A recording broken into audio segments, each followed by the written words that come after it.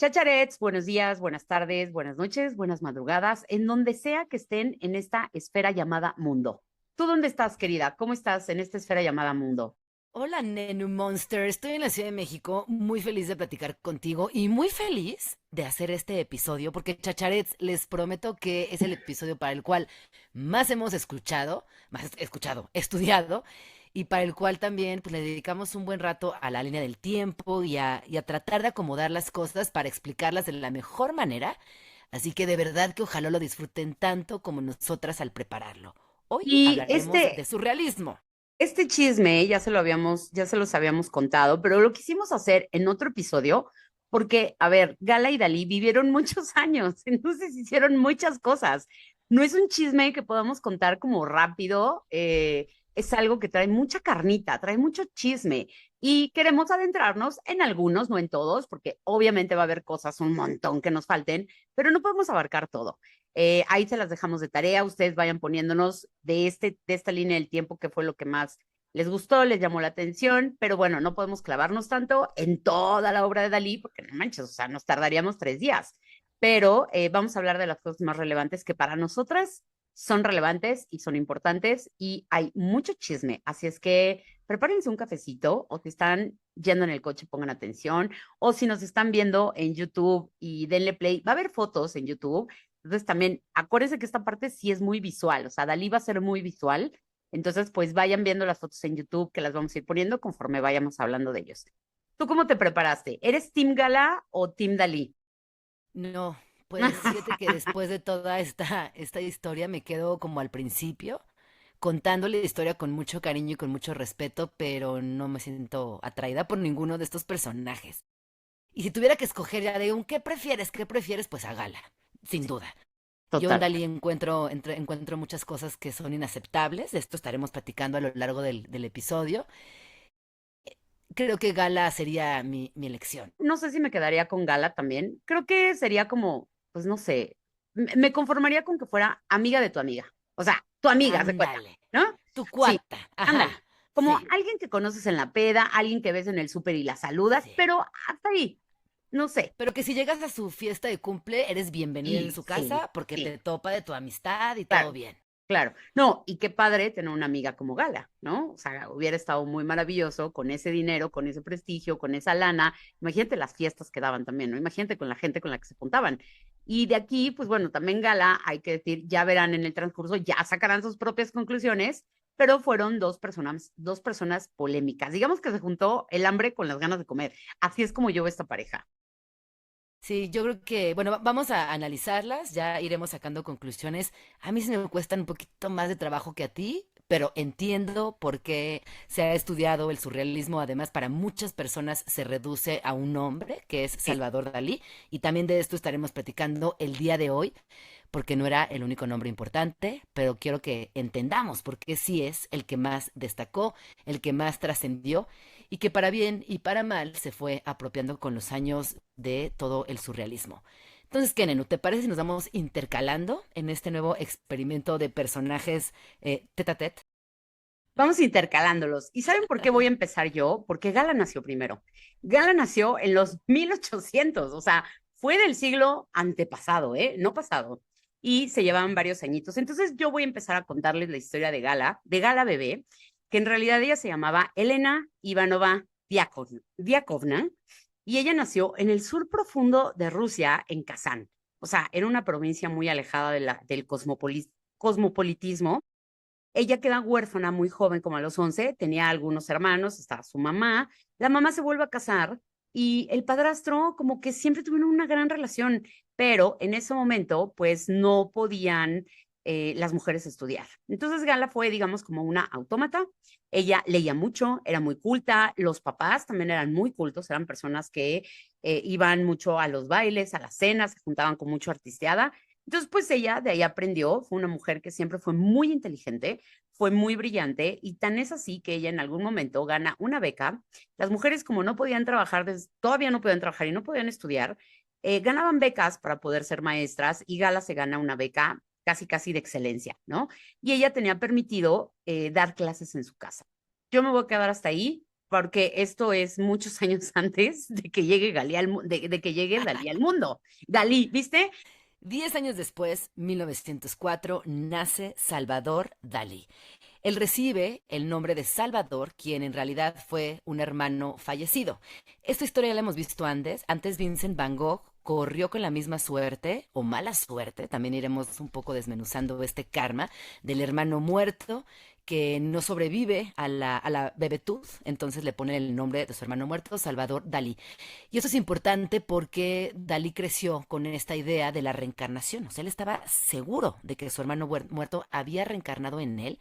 De hecho, él habla al respecto en entrevistas, en la biografía que escribe años después, en su autobiografía, y también lo vamos a encontrar en un retrato de 1963 que se llama De mi hermano muerto. Retrato de mi hermano muerto, en esta imagen doble aparecen él y su hermano. Fíjate, Nenu, que la infancia de Salvador Dalí es bien importante por varias razones. La primera es que él tenía un papá que era un abogado súper estricto, pero cuando te digo súper estricto era de unos niveles de exigencia importantes que incluso para la época llamaban la atención. Y su mamá era todo lo contrario, una mujer muy consentidora, muy alcahueta, que a todo le decía que sí, que le aplaudía todo lo que hacía diferente, porque Salvador Dalí desde muy chiquito dio señales de que le gustaba el arte, era muy buen dibujante, era muy bueno observando y era buen retratista. Esto desde muy chiquito. Y también se vestía raro, con ropa de colores cuando no se usaba, o sea, tenía ciertos comportamientos que para la época llamaban poderosamente la atención y que la mamá decía bravo a todo. Mientras que el papá, este abogado súper, súper estricto, le decía que no a todo. Dalí era muy mal estudiante y su papá le dice, ¿sabes qué? Te voy a sacar del colegio y te voy a mandar a la escuela francesa porque eres insoportable. Y la verdad es que le hizo un paro porque Salvador Dalí lo mismo hablaba español que francés que catalán. Entonces, gracias a este cambio temprano, él agarró el idioma y más adelante en su vida cotidiana le sirvió muchísimo. Quiero hablar de Cadaqués, que es un lugar donde él estudió, creció y fue uno de esos lugares de inspiración, porque lo vamos a estar viendo a lo largo de la historia. Es un lugar del que nunca se fue y que también veremos más adelante cómo estaba presente tanto en sus sueños como en sus pesadillas. Tu turno, Nenu Órale. Monster. Oye, y entonces ahora nos movemos un poquito más para adelante. Tenemos a una gala que no va a recibir el nombre de gala hasta mucho tiempo después, y ahorita les voy a decir quién le da el apodo de gala, pero resulta que, pues bueno, acuérdate que en ese entonces te daba una gripa y te podías morir, mija. Entonces a ella resulta que le da tuberculosis, que era una enfermedad que estaba como muy de moda. Y como sus papás tenían mucha lana, le dicen, mijita, te vas a ir a Suiza a curarte. Oye, los tratamientos eran muy largos, duraban como 2 años para que te curaras chingón de la tuberculosis. Y fíjate que en el mismo hospital, conoce a su primer marido, que va a ser Paul Eluard. Este nombre ya les debe de sonar porque allá hablamos de él hace 2 capítulos cuando les contamos, pues esta vida sexual y estos fetiches que el Luar tenía, que compartía a sus mujeres. Gala no va a ser la excepción. Esto es algo que es curioso y raro, y ya al final, para las conclusiones, veremos probablemente por qué Gala siempre fue una mujer muy sexual. Creo que sin echarle tierra, pero creo que Eluard la orilló y le empujó a eso, pues porque fueron sus primeras experiencias sexuales. Eluard le gustaban mucho los menage à trois y ya sabes, como, no sé, ¿no? Cosas, y no vamos a juzgar el sexo de cada quien, pero para ese entonces, pues eran raras. Tampoco era raro para la época porque experimentaban mucho y bueno, se casan, se ven en el hospital, se quieren mucho, se empiezan a hablar. Eluard se regresa a París con una promesa de casamiento. Entonces ella le dijo, pues sí, yo te alcanzo y nos vamos a casar. Y es cuando justamente ella llega a París, llega con él, se casan y ella entra y es la única mujer que va a pertenecer al grupo de los surrealistas. Ella también un poco como Leonora Carrington. Acuérdense que Leonora, cuando entra a este grupito, dijo, yo no quiero ser la musa de nadie, a mí no me interesa posar, yo traigo mi propio arte.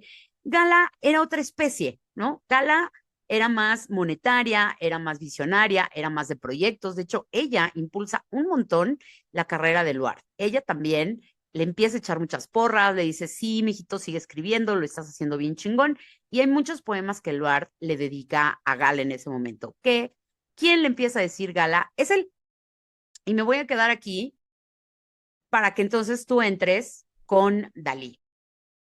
A los 16 años, Salvador Dalí se muda a Madrid a estudiar en la Real Academia de Bellas Artes de San Fernando. Momento importantísimo porque ahí se vincula a Luis Buñuel y a Federico García Lorca, dos de sus grandes compañeros creativos de amistad, de borrachera y de muchísima experimentación. En este momento también, a los 16 años, muere la mamá de Salvador Dalí y esto para él es durísimo, es el primer gran golpe. Y cito, la muerte de mi madre fue el golpe más grande que he recibido, la adorada. Fin de la cita. Únicamente les quiero decir que para este momento, ya de, pues en esa época casi adulto de 16 años, él tenía un distanciamiento importante de Salvador Dalí y Cusi, su padre, quien por cierto, Nenu, no te conté, pero cuando hablaban de sexualidad, y aquí, ojo, pongan un pin aquí importante, porque muchos de los traumas de Salvador Dalí tienen que ver con la sexualidad. El papá de Dalí le echó muchísimo miedo, le enseñaba fotografías y dibujos de genitales infectados por algunas enfermedades de transmisión sexual y le decía, mira, si tú tienes contacto con alguna mujer, así se te va a poner el miembro. Mira, es que si tú te agarras a una fulana y a otra y a otra y a otra, se te va a poner así el pito y se te va a caer, ¿no? Casi, casi porque el Literal, se te va papá a caer el pito, mijito. se te va a caer, porque el papá era una persona muy clasista y, Wow. y- y tenía también un trauma con la sexualidad que le pasó directo a Dalí. Tan es así que, bueno, ahorita les voy a contar un poco más adelante, pero bueno, Dalí siempre tuvo una fobia al sexo. Se sabe que tuvo contados encuentros sexuales en su vida, para ser precisa, con Gala únicamente dos, pero era ¿Eh? un masturbador compulsivo. Él se Órale. masturbaba compulsivamente, era boyerista, tenía una relación y una adicción al sexo bastante Órale. particular porque no tenía que ver nada con el contacto y su máxima fobia en la vida era la penetración per se. Esto por las ideas, por las fotografías y por todo lo que el padre le fue poniendo enfrente mediante imágenes y también en, Claro, en ideas. lo traumó. Lo traumó, Nenu, literal. Y te fijas cómo vamos a ir viendo y desarrollando también esta parte de la vida de ellos dos, cómo Gala siempre fue muy activa sexualmente y él no.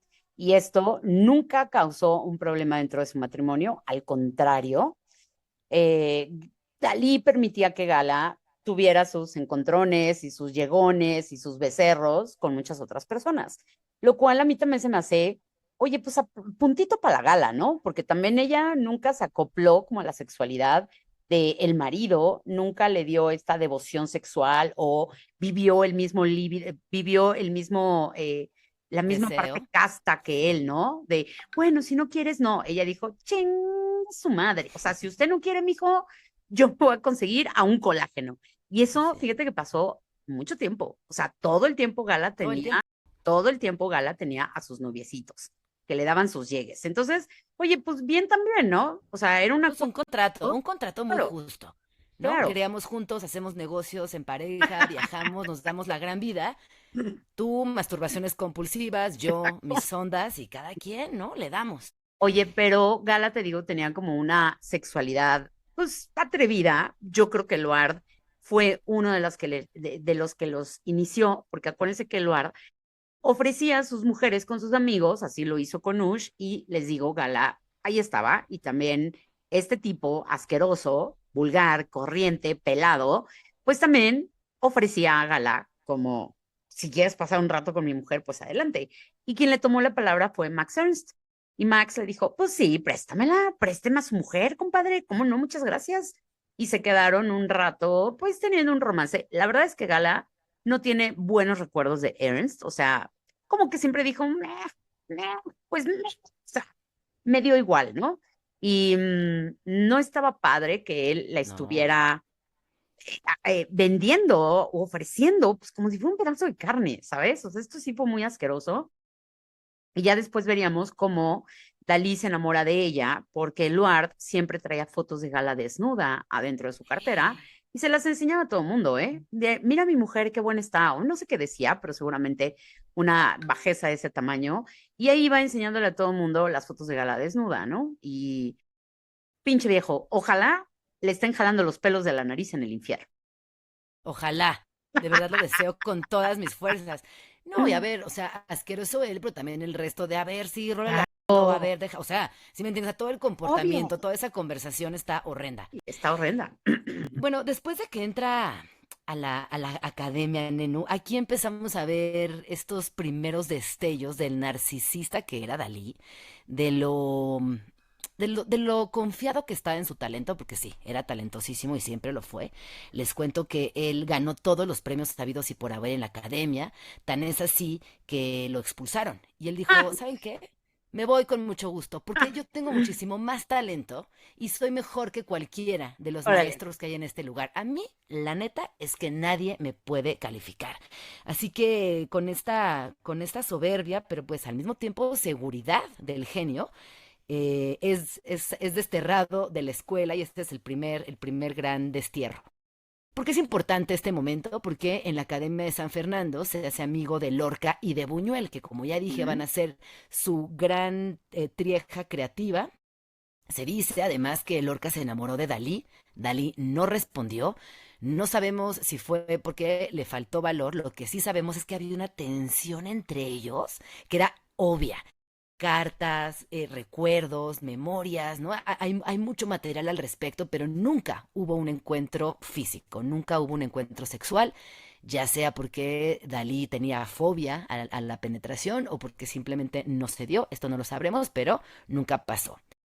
Lo que sí pasó con Buñuel es uno de los grandes, grandes momentos del surrealismo, y esto tiene que ver con Un perro andaluz, que es uno de los grandes referentes del surrealismo, donde la escena del corte del ojo es brutal. Mira, Nenu, Órale. yo me acuerdo la primera vez que vi esa escena en la carrera, que veía el tema del surrealismo y nos pusieron es más, güey, creo que lo vi en diapositivas poquito a poco. Dije, ¿qué es eso? No lo Órale. puedo creer, o sea, me traumó. Me traumó, me traumó, me traumó esa escena y bueno, a partir de ahí es un parteaguas porque hay talento, porque hay narrativas novedosas, porque cambia por completo lo que habíamos visto hasta este entonces. Rápidamente y antes de seguir, voy a darles la definición de surrealismo, de la cual ya hemos hablado en capítulos previos, cuando mencionamos a Leonora Carrington, cuando hemos mencionado a Remedios Varo, pero creo que merita. Entonces, ahí les va. El surrealismo es un momento muy importante en la historia del arte. Y les voy a dar primero la definición tal cual y luego pues lo que yo estuve escribiendo porque me parece bien, bien, bien importante. Y claro que no lo estoy encontrando. Pero bueno, los surrealistas se rebelaron en contra de todas las convenciones de familia y de sociedad, ¿no? Con la meta de liberar el arte de la realidad visible. Lo que representan en sus obras principalmente es lo que encuentran en el inconsciente. Aquí quiero hacer un paréntesis y contarles que Sigmund Freud era la última neta del planeta. Este Ujú. personaje estaba muy de moda, todo lo que él publicaba, compartía y decía se tomaba literal, tan es así que Sigmund Freud se convierte en una figura muy importante para el surrealismo. Los sueños dejan de ser una parte privada, una parte oculta, y bueno, a ver, Nenu, a ti te pasará, de repente sueñas unas cosas súper absurdas, medio ridículas, a veces algunas son pesadillas que dices, no, puta, mejor ni la comparto porque ¿qué dirá esto de mí? Y los surrealistas dijeron, no, la verdad es que sí, está bueno hablar de lo que sucede en los sueños como esta otra verdad absoluta, como este desdoblamiento del ser, donde incluso los surrealistas plantean el personaje que habita los sueños y cómo se complementa con el personaje que habita con los ojos abiertos esta otra realidad. La verdad es que es sinónimo de mucha magia, de mucha grandeza, porque justamente esto rompe con el canon de belleza que habíamos visto hasta este momento, rompe con todo lo que en el arte se había contado y el surrealismo se extiende a muchas disciplinas, poesía, ensayo, literatura, fotografía, pintura, performance, objetos, así que por eso también es tan importante. Y eso también es interesante. Cada pintor y artista del movimiento tiene su propio estilo, tiene su propia realidad interior, pero sí tienen algo en común, que son los sueños. A partir de este momento onírico vinculado a las artes, es que da origen y crean muchas obras. Aquí voy a hacer dos intervenciones, petit chismes. Voy a retomar lo que acabas de decir de Freud, porque él publica en 1900 La interpretación de los sueños, que es ese libro que todo el mundo está tomando como una guía, pero Freud en algún momento dijo, estos fumados, ¿de qué fumaron? ¿Tachas y perico? O sea, ¿qué tiene que ver su arte conmigo? ¿Yo qué tengo que ver? ¿Por qué me agarran a mí como su padre supremo? Y se deslinda, digamos que se deslinda un poco del movimiento, ¿eh? Pues él no está tan cómodo con la posición que los surrealistas le dieron al considerarlo como el padre del surrealismo, por el onirismo, por los sueños, por el desdoblamiento, por todo esto. Y sí, Freud dijo, miren, yo ni le entiendo a su arte, la verdad. Yo ni le entiendo, no me interesa. Y luego, fíjate que hay una carta que él escribe a Stefan Zweig, donde él le está diciendo, bueno, Freud y Dalí se ven, ¿eh? Tienen un encontrón. Y después de ese encontronazo que platican, Freud como que cambia un poco de opinión y le escribe una carta a Stefan Zweig, que era muy su amigo, y le dice literal, me sentía inclinado a considerar a los surrealistas, que al parecer me han elegido como su santo patrono, como absolutos chiflados. Sin embargo, con sus ojos fanáticos y su técnica envidiable, me han hecho reconsiderar mi opinión. O sea, Freud dijo, bueno, igual y si quieren rezarme, está bien, pónganme una velita. Y aquí ya nada más voy a hacer una aclaración porque acuérdense que Breton, que fue el padre del surrealismo, que ahorita nos vas a contar qué pasó con él y con Dalí más adelante, pues él cuando viene a la Ciudad de México y ve todo lo que pasa aquí, él nombra a la Ciudad de México como el país, bueno, a México como el país más surrealista del mundo. Esto pasó en 1938, mucho tiempo después, pero para que no se me olvide.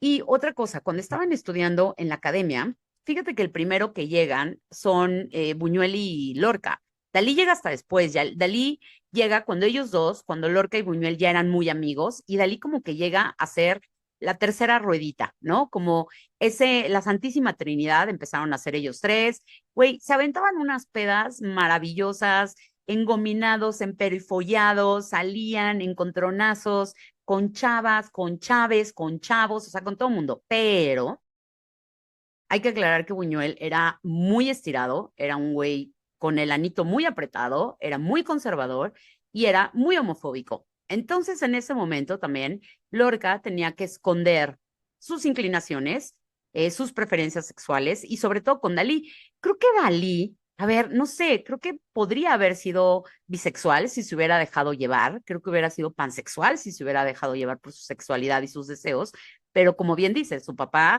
como era este personaje que le dijo, mijito, si usted coge se le va a caer el pito, pues él se quedó tan asustado que prefirió como reprimir el deseo, pero no reprimió el amor, porque en algún momento Dalí invita a Lorca, solamente invita a Lorca a Cadaqués, y le dijo, oye, pues vente un verano, chavo, vente para acá. Y dice Dalí que ahí fue cuando Lorca se le declara. O sea, literal le dijo, mano, quiero todo contigo, te voy a poner una gasolinería, una gasolinería con Oxxo. Y ahí sí Dalí le dijo, no, mano, o sea, espérate, estamos chupando tranquilos y no, pero hay cartas que se escriben en esos momentos, cartas pues amorosas, si lo queremos leer de esa manera, y cuando Lorca empieza a publicar, de hecho hay el libro más famoso de Lorca, que es El romancero gitano, pues se le van a la yugular, tanto Buñuel como Dalí. Los dos le empiezan a decir, ay, pinche viejo ridículo, pareces del siglo pasado, qué hueva lo que escribes. Y es como de, oigan, era su amigo. No sé si le quisieron hacer una crítica constructiva, pero pues estuvo pinche lo que le hicieron a Lorca. Digamos que lo desterraron de ese triángulo amoroso, de ese triángulo de amor bizarro, porque yo también creo que en algún momento Buñuel estaba muy celoso de la amistad que tenían Dalí y Lorca, y pues ya sabes, mana, divide y vencerás. Pero sí hay obras que Dalí le dedica a Lorca y Lorca le dedica a Dalí. Entonces ahí sí se puede ver que había como un amor contenido, un amor que no podía ser, ¿no? Como dicho, a los cuatro vientos. De hecho, Lorca le escribe un poema muy bonito que se llama Oda a Salvador Dalí, y Lorca, que también dibujaba, pinta un dibujo que se llama El beso. Y Dalí le contesta con otra pintura que se llama Los esfuerzos inútiles, una cosa que se llama Autorretrato y otro que se llama San Sebastián. Y bueno, pues ahí había algo que no se pudo formar, terminan peleándose y el perro andaluz dicen que estaba dedicado a García Lorca.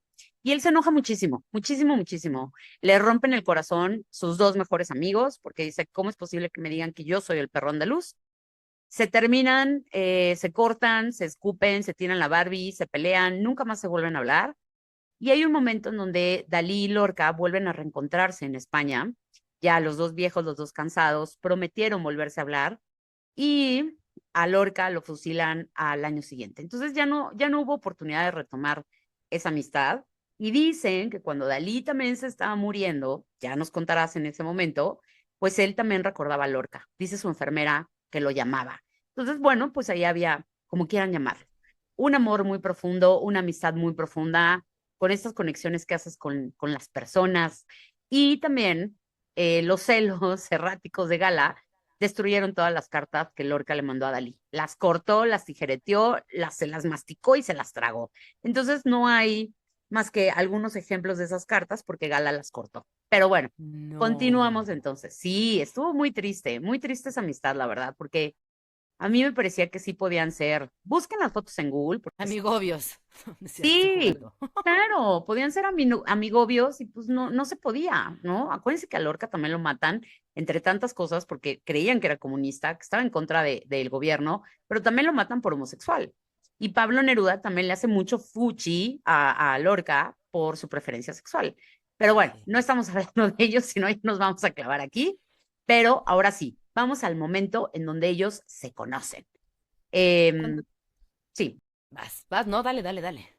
cuando ellos se conocen. Llegamos a 1929, que es el año, el universo que les cambia todo lo que estaba hecho, pues lo viene a deshacer el universo y ellos se conocen. ¿Por qué? Porque una vez más, Dalí invita a todos sus cuates, entre ellos a Eluard, y le dice, oigan, ¿por qué no se vienen a pasar unas vacaciones? Para eso ya existía Cecil. Cecil va a ser importante, Cecil es la hija de Eluard y de Gala, es la única hija biológica que va a tener Gala a lo largo de su vida, con la cual efectivamente por eso se ganó el mote de pinche mala madre, porque sí, nunca la vio, nunca estuvo en contacto con ella, como hasta los 11 años más o menos, ¿no? Que ella es cuando se queda con Dalí, que van a Cadaqués, y ahí se hace el flechazo, ahí se súper turbo pedo enamoran y mandan toda la chingada.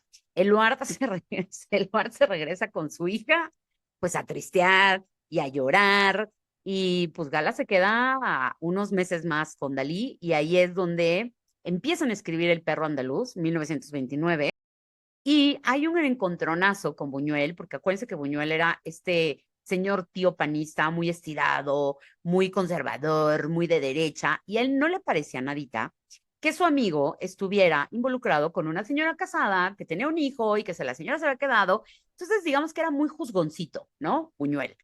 Y ahí Ujú. tienen un encontronazo y en un momento él le levanta la mano a Gala y ahí sí Dalí le dijo, no, mijito, no, a mí lo que quieras, pero a mi mujer no la tocas ni con la mirada, cabrón. Y ahí se dejan de hablar, se pelean, lo corre y se va, que era cuando estaban terminando El perro andaluz. Estamos viendo como el principio de este amor para toda la eternidad, que no se quedaron para la eternidad juntos y ahorita van a saber por qué, pero ahí empieza todo el desmadre.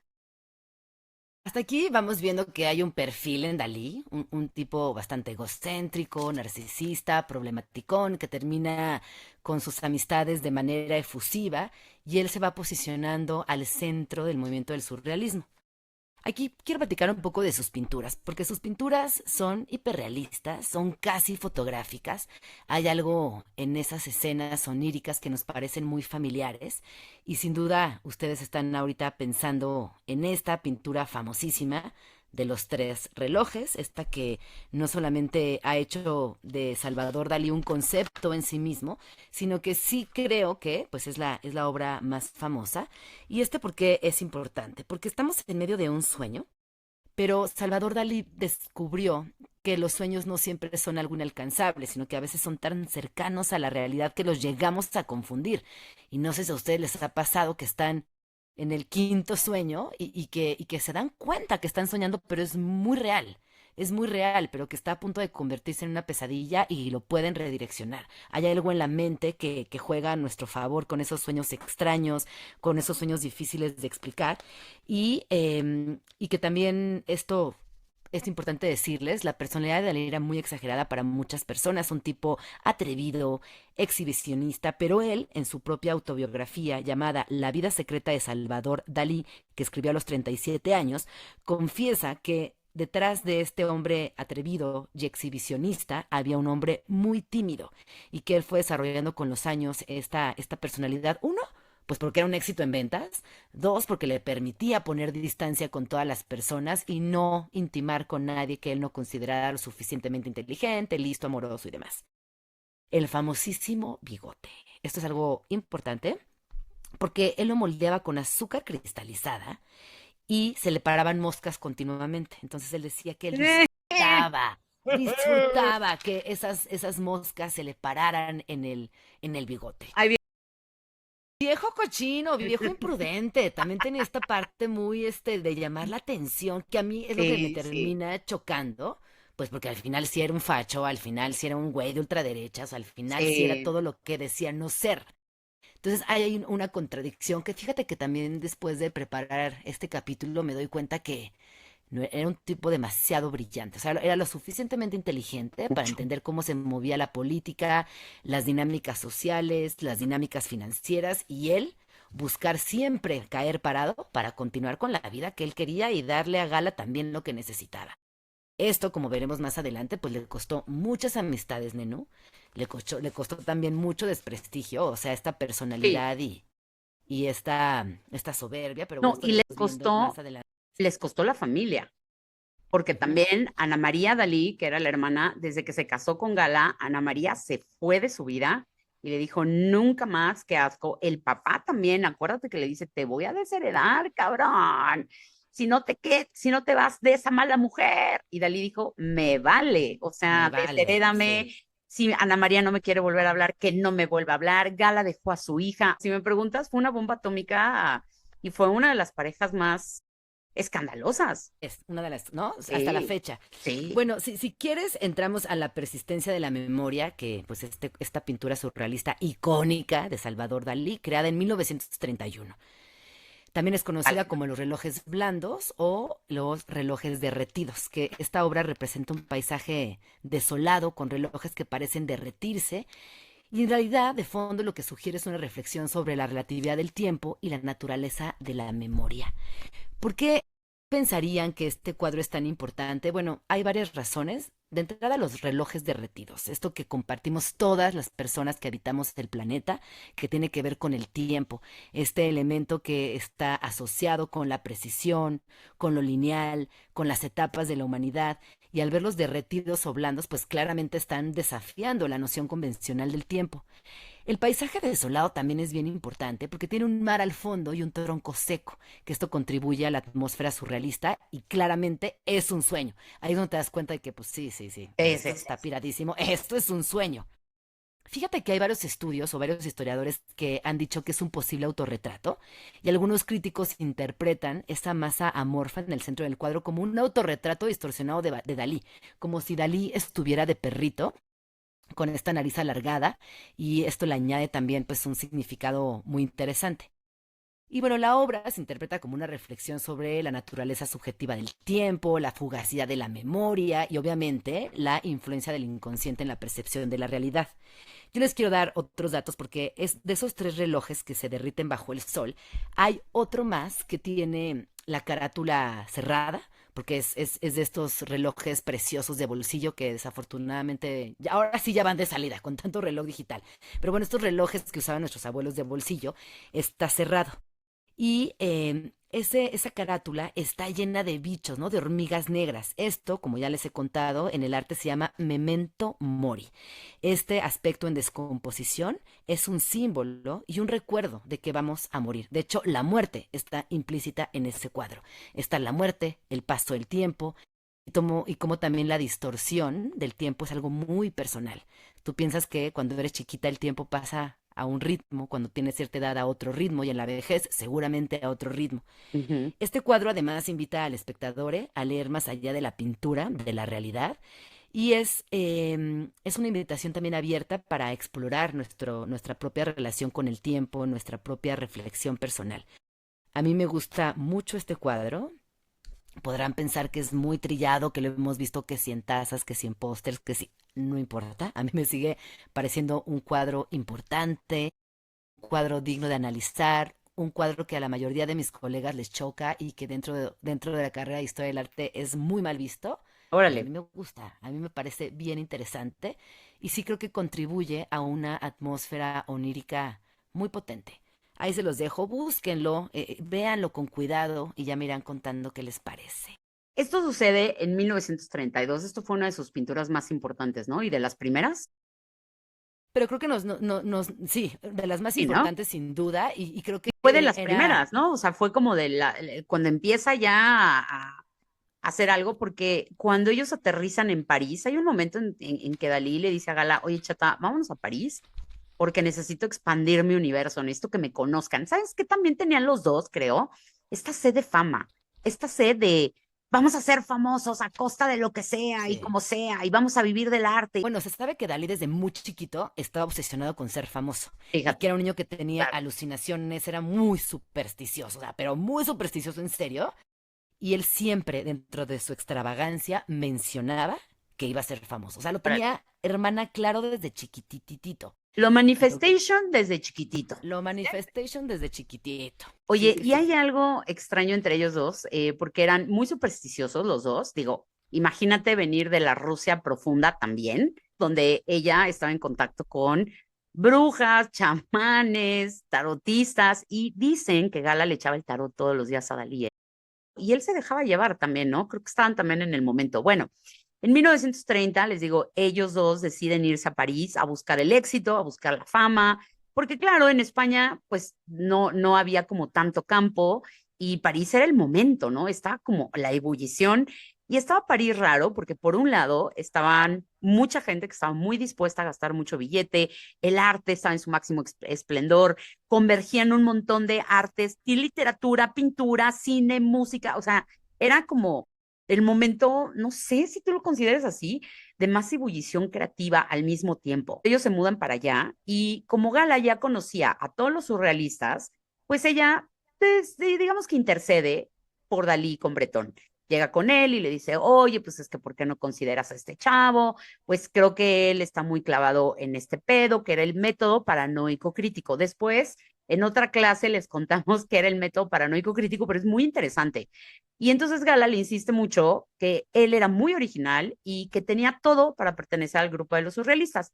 Y digamos que ahí es cuando le dicen, bueno, órale, bienvenido, pásele usted, va a ser usted el grupo de los surrealistas, ¿no? Gala sabía perfectamente bien y confiaba muchísimo en el talento de Dalí. Creo que lo vio y dijo, mano, vamos a explotarte. Porque, a ver, explotarte en el buen sentido, acuérdense que ella también le echaba muchas porras a Eluard, creo que también tener una mujer que siempre esté atrás de ti diciéndote, lo haces muy bien, lo haces chingón, vamos, yo te ayudo, te vendo, debe de ser otro tipo de inspiración, la verdad.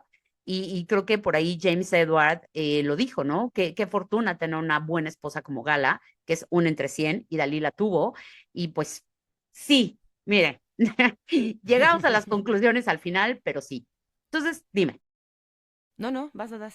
que en ese momento, bueno, pues Gala ya se convierte en todo, se convierte en su vida, en su marchante de arte, en su secretaria, notaria, tasadora, negociadora, su agente de relaciones públicas. Ella era la que organizaba las exposiciones, las ventas y ella hacía todo porque su marido brillara.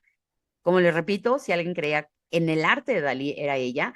Y sí, a ver si es cierto, Gala también tenía mucha ambición por la fama, por el poder, por el dinero. Era muy terca, pero también era muy chambeadora, igual que él. O sea, mira, nos podrán caer mal, podrán ser unos viejos nefastos, viejos agrios, rancios, horrendos, pero de que le chingaron toda la vida, mija, le chingaron toda la vida, ¿eh?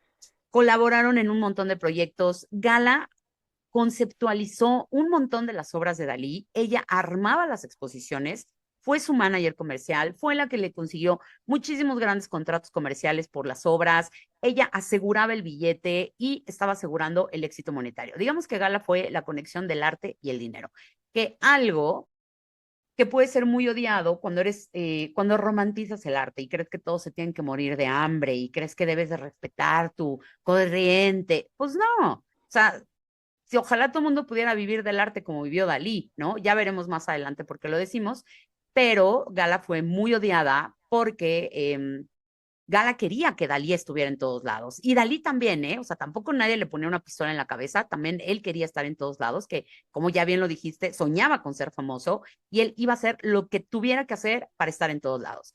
Y pues las críticas hacia Gala venían del lado en que no lo dejaba en paz, que pinche vieja, que lo traía en chinga. Y los envidiosos dirían que Gala era muy ambiciosa y que hacía que Dalí hiciera tamales de chile, mole y pozole y que la verdad hubiera sido mejor que dejara en paz al genio, que trabajara a su ritmo, que trabajara menos, porque, pues, según ellos, esto hacía que sus obras para la posteridad podrían valer más en cuanto menos fueran, pero pues él fue una máquina, los dos fueron una máquina de producción. Entonces, pues, fue muy, muy criticada Gala por ese lado.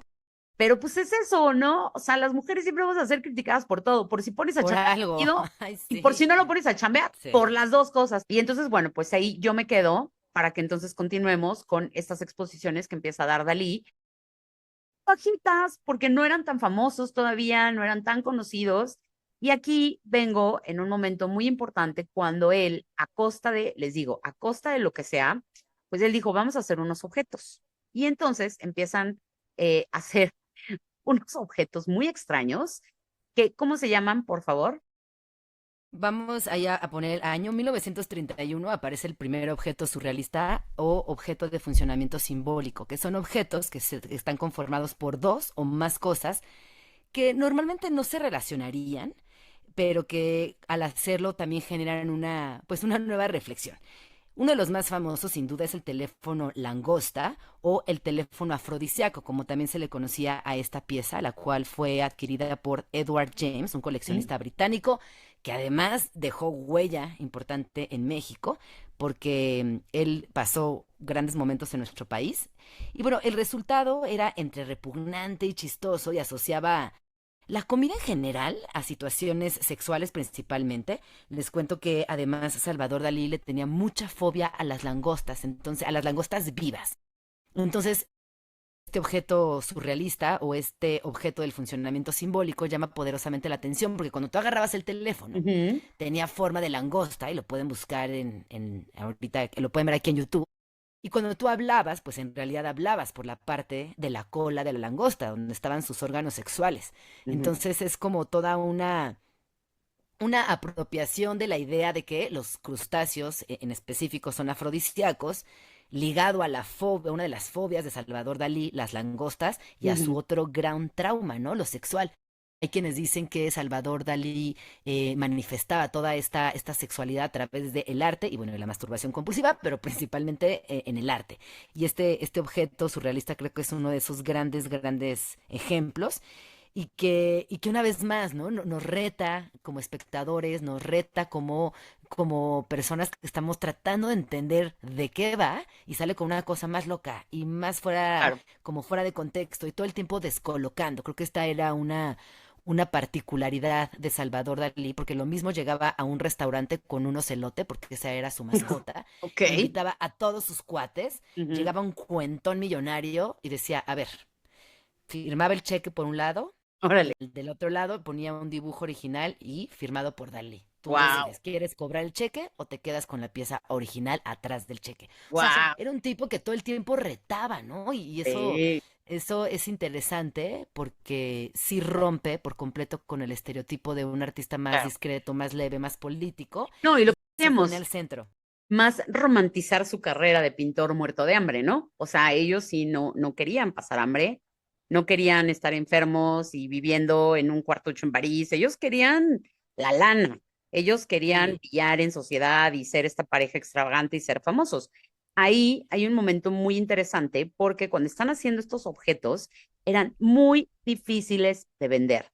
Y Dalí, hay algo que siempre vamos a repetir, aunque sea facho y nos caiga mal, Dalí siempre le dio crédito a Gala. Ahorita vamos a ver después cómo firmaba sus cuadros, pero siempre le dio crédito. Entonces, cuando empieza a hacer la silla atmosférica, el teléfono langosta, como cosas así bien, bien locochonas, él dice de Gala, estos inventos eran nuestro martirio y especialmente de Gala, quien salía todos los días después de comer con mi portafolio bajo el brazo y desplegaba una resistencia que excedía todos los límites humanos. Entonces, digamos que ahí Gala iba puerta a puerta como vendedora de enciclopedias. Oiga, mire, le quiere, no le quiere comprar. Marchanta, literal una marchanta, que ella iba a hacer todo lo posible por vender esas obras raras en ese momento, subversivas, extrañas, que rompían con todo, y ella estaba dispuesta a venderlas, ¿eh? Y bueno, es muy importante esto que estás diciendo porque hay un dato poco conocido, pero lo que yo considero que es importante y es la razón por la cual también Dalí tuvo muchísima libertad creativa. Mm, Él se inventó un proyecto que se llamaba Los Zodiacos, Signos del Zodiaco, y estaba compuesta por 12 litografías originales y cada una estaba dedicada a un signo del zodiaco. Fue una mm, edición limitada a solo 250 copias firmadas por Salvador Dalí. mm. Y lo que él hizo fue brillante. Él dijo, a ver, ¿cómo puedo acceder a libertad creativa absoluta y no perder esta esencia ni frustrarme porque no tengo una lana, un flujo económico que me permite esta Sí. libertad creativa y producir lo que yo quiera? Entonces él juntó a un grupo de 12 coleccionistas de la élite parisina clásica, cada uno representando un mes del año, y organizaba estos círculos astrológicos. Órale, Entonces, esto fue increíble porque gracias a esto consiguió a 12 mecenas que claro. asumían el compromiso de depositar una suma mensual y así financiar a Dalí. A ¿Ves? cambio, como tanda, recibían una litografía y Claro, tenían todo el zodiaco y además se sentían parte, ¿no? Eran como, claro, yo soy el Piscis de Dalí, ¿no? Soy el Virgo que claro, incluyó, soy el claro. Cáncer que está presente. Entonces, claro, brillante, pero eso se llama marketing, hermana. No, bueno, es que, Marketing puro y duro. pero quien estaba atrás de esa idea era Gala. O sea, Gala Está fue la muy que le cañón. dijo, chavo, póngaseme chingón, póngaseme pilas, vamos a trabajar y vamos a conseguir dinero para que eso, ¿no? Algo muy importante también es que Dalí siempre confió en Gala y dijo, si tú me pones a chambear y quieres que yo haga la mano izquierda, pues hago la mano izquierda. ¿Quieres que haga 12 Sí. cartas las hago? Con tal de que esto fluya, me dejen en paz, me dejen trabajar y no tenga yo esta esclavitud de estar pensando, hoy ahora tengo que hacerle esto por encargo, ahora tengo que hacer esto para venderme, ahora tengo, ¿no? Como que eso también fluía mucho en Gala, que era una gran negociadora y era una gran, gran directora de marketing. O sea, ya lo vamos a ver Total. más adelante, como también Una ella, gran... un project manager. Ella, fíjate que junto con los galeristas era la que tasaba las obras. Ahí es donde viene una parte muy interesante porque en ese momento, pues sí, no era normal que la gente se conociera y que estuvieran pues todos en el mismo café o en la misma fiesta o en la misma peda. Ahí conocen a Christian Dior.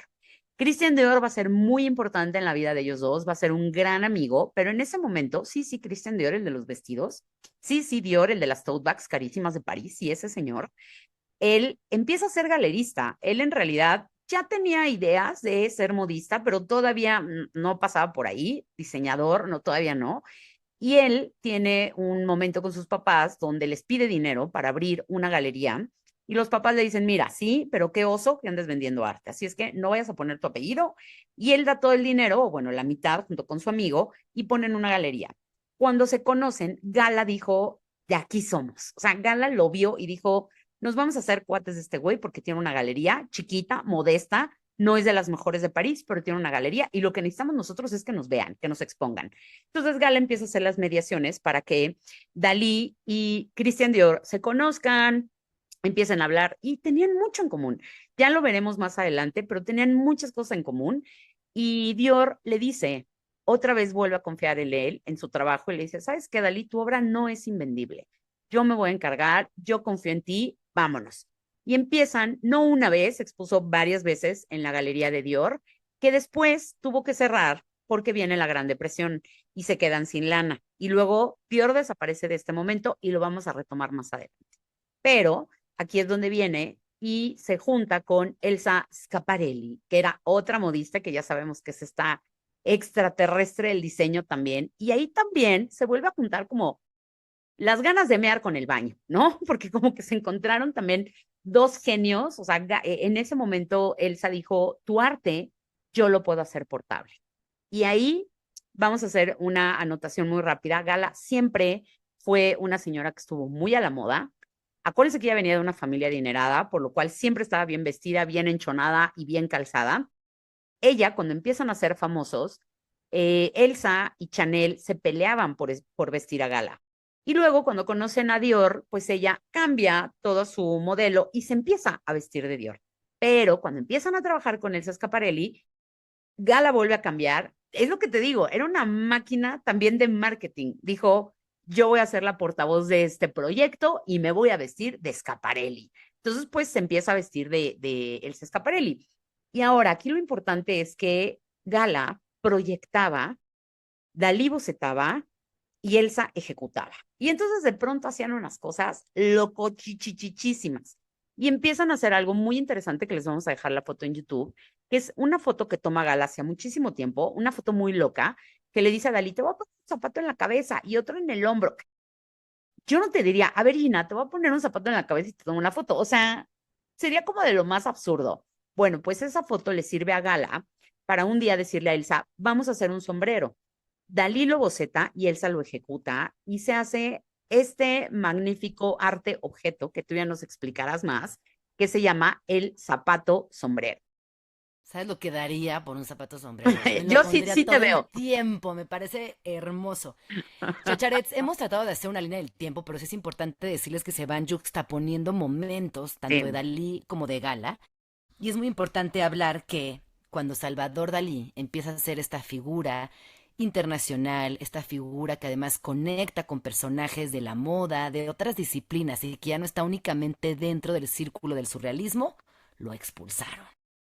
Dalí fue expulsado del grupo surrealista en 1934 en París por decisión de ¿quién crees tú? De André Breton, es correcto, el líder del movimiento y la razón.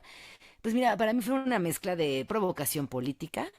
Sabemos que Salvador Dalí admiraba profundamente a Hitler y además lo decía en voz alta, lo cual era impensable. claro. Él estaba y afirmaba seguro de que Franco era de las mejores cosas que le había pasado a España. Entonces André Breton le dice, ¿sabes qué, brother? Todo bien, pero esto que estás diciendo en público, estas creencias políticas y eso que tú estás persiguiendo ideológicamente no va con los surrealistas y simplemente ya no puedes ser parte de, pues, de este proyecto. Definitivamente esa admiración por Hitler pues es muy trágica. Y entonces así fue sacado del movimiento. Otra de las razones se cree que fue por la obsesión con el dinero y la fama, porque como ya bien Claro. mencionamos, pues Dalí amaba el lujo, las excentricidades, los contratos con galeristas millonarios y le dicen por ahí Ávida Dollars, es como el Órale. mote que le dan. ¿Y cómo reaccionó Dalí? Híjole, pues es que siendo Salvador Dalí, ¿cómo iba a reaccionar Nenu? ¿Sabes qué le dijo a André Breton? Le dijo, no te preocupes, porque el surrealismo Ah, soy yo. ay, viejo Punto, facho. se acabó. Y bueno, la Viejo verdad es que él horrendo. nunca, viejo horrendo, y él nunca dejó de producir obra surrealista, aunque estuviera fuera del grupo oficial, ¿eh? O sea, Ok, se llevó consigo el claro. nombre de surrealista, de surrealismo, Sí, y la verdad es que, honestamente, cuando pensamos en surrealismo, lo primero que se nos viene a la mente claro, es es Dalí. Salvador Dalí. Es Sí. Salvador Dalí. Oye, El pero yo creo que surrealismo soy yo. claro, también tenía mucho que ver esto que te digo, ¿no? Que él, a ver, creo que al final querían vivir del arte y estaban dispuestos a hacer lo que fuera, con tal también, ojo, de no traicionarse, porque creo que nunca se traicionó, creo que fue fiel a su arte de diferentes maneras. Ahorita vamos a ver cuántas maneras tuvo, pero eso yo creo que no les gustaba a los surrealistas, que fuera tan, ¿qué? Comercial, tan visto, tan Sí, exhibicionista, ¿no? yo creo que era bastante problemática su Sí, personalidad, sobre todo en una época políticamente tan deprimida, con este tema del performance continuo, de hablar fuerte, haciendo de su bigote un personaje en sí mismo. Lo pintó, lo retrató, el bigote de Dalí, o sea, era como todo el tiempo teatral, dramático, que entiendo que fuera muy problemático para el resto de sus compañeros cuando tú piensas en una Leonora Carrington, en una Remedios Varo, muchísimo más sutiles, en una exploración de los sueños más individualista, más discreta, más honesta, más romántica también, muchísimo más pausada, que tú ves esas obras y encuentras calma, delicadeza, pinceladas tenues y claro. este güey, una intensidad. Sí, sí, Claro sí, que sí, contrastaba, por supuesto que molestaba y que era incómodo. Y claro. además, si le sumas toda esta, pues esta onda capitalista tan provocadora, pues terminaba siendo, pues sí, alguien que Bueno, les caía pésimo. continuando con esta maldito capitalismo, que lo único que quería Dalí Gala era ser millonarios. Bueno, resulta que con Elsa Schiaparelli empiezan a hacer el famosísimo vestido langosta, ahí lo pueden ver, se los vamos a dejar en YouTube, Elsa lo hace y Dalí lo pinta. Solamente hubo un solo vestido, o sea, nada más fue como, oigan, miren lo que hicimos, uy, sí, chingón. Y empiezan a crear otro tipo de vestidos, empiezan a hacer el skeleton dress, empiezan a hacer el vestido de lágrima, que para los 1937-38 que lo hacen, pues estaba la Segunda Guerra Mundial y era muy significativo porque era un vestido que parecía que estaba desgarrado por literal las garras de un animal. Bueno, mucho tiempo después, también Dalí diría que todos los vestidos que hacía Schiaparelli eran un cuadro, ¿no? Que eran una obra de arte. Entonces, pues nada, empiezan a colaborar juntos, empiezan a hacerlo, hacen portadas juntos y se empieza, digamos que ahí él se empieza a popularizar, por así decirlo, ¿no? Empieza como este auge, lo empieza a conocer mucha gente que no tenía que haberlo conocido. Y luego viene 1941 y Elsa dijo, yo me voy a pelar, porque esto está de la chingada. Elsa se va a Nueva York y no, se va en 1938, Elsa Schiaparelli, se va a Nueva York. Más bien regresa en el 41 a Europa. Y bueno, él hizo perfumes para ella, como Shocking, como Leroy Soleil, también le hizo los frascos.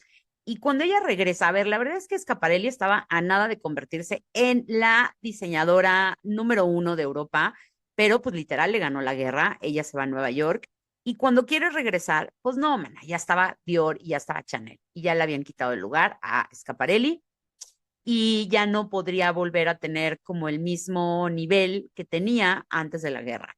Aquí es cuando regresa Dior a la vida de los Dalí y es cuando él ya se hace muy famoso. Dior empieza con una colección que se llama The New Look, venían después de la guerra, necesitaban reconfigurar la feminidad de las mujeres, Dior empieza a darles una figura, hay un vestido precioso que se los estamos dejando ahí, es un vestido como cortená, les ponía un cinturón para hacerles la cintura chiquita, les ponía los hombros como más anchos, ¿y qué hace? Pues Gala se lo pone, entonces Gala empieza a ser la portadora, la portavoz, la influencer de Dior, y pues ella de alguna manera es como la portavoz de la nueva feminidad de las mujeres, ¿no?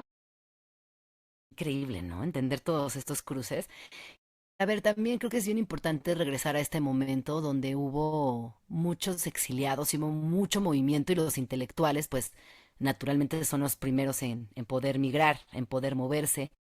Estados Unidos abrió las puertas, dio becas, proporcionó salas de museos. Sí, sí hubo un importante intercambio cultural y gracias a eso, pues hoy, ¿no? Pudieron sobrevivir muchas de las colecciones de la época. Bueno, y ellos se van a Nueva York también, ¿eh? Sí, sí, sí, sí, se van a Nueva York. ¿Quieres que le entre a eso ya? ¿Que se van a Nueva York? Ahí les va. Durante la Segunda Guerra Mundial, Dalí y Gala se exilian a Estados Unidos en 1940 y este nuevo escenario reinventa por completo la carrera de Salvador Dalí y pone también en perspectiva la nueva estrategia de Gala. Dice, no, pues aquí sí, podemos hacer muchas cosas. ¿Y qué pasa? Es que pasa de todo. Colabora con Walt Disney, con Alfred Hitchcock, hace portadas de Vogue, escaparates de lujo, hace entrevistas de televisión, anuncia hasta el Seltzer. Dio a conocer al mundo el surrealismo.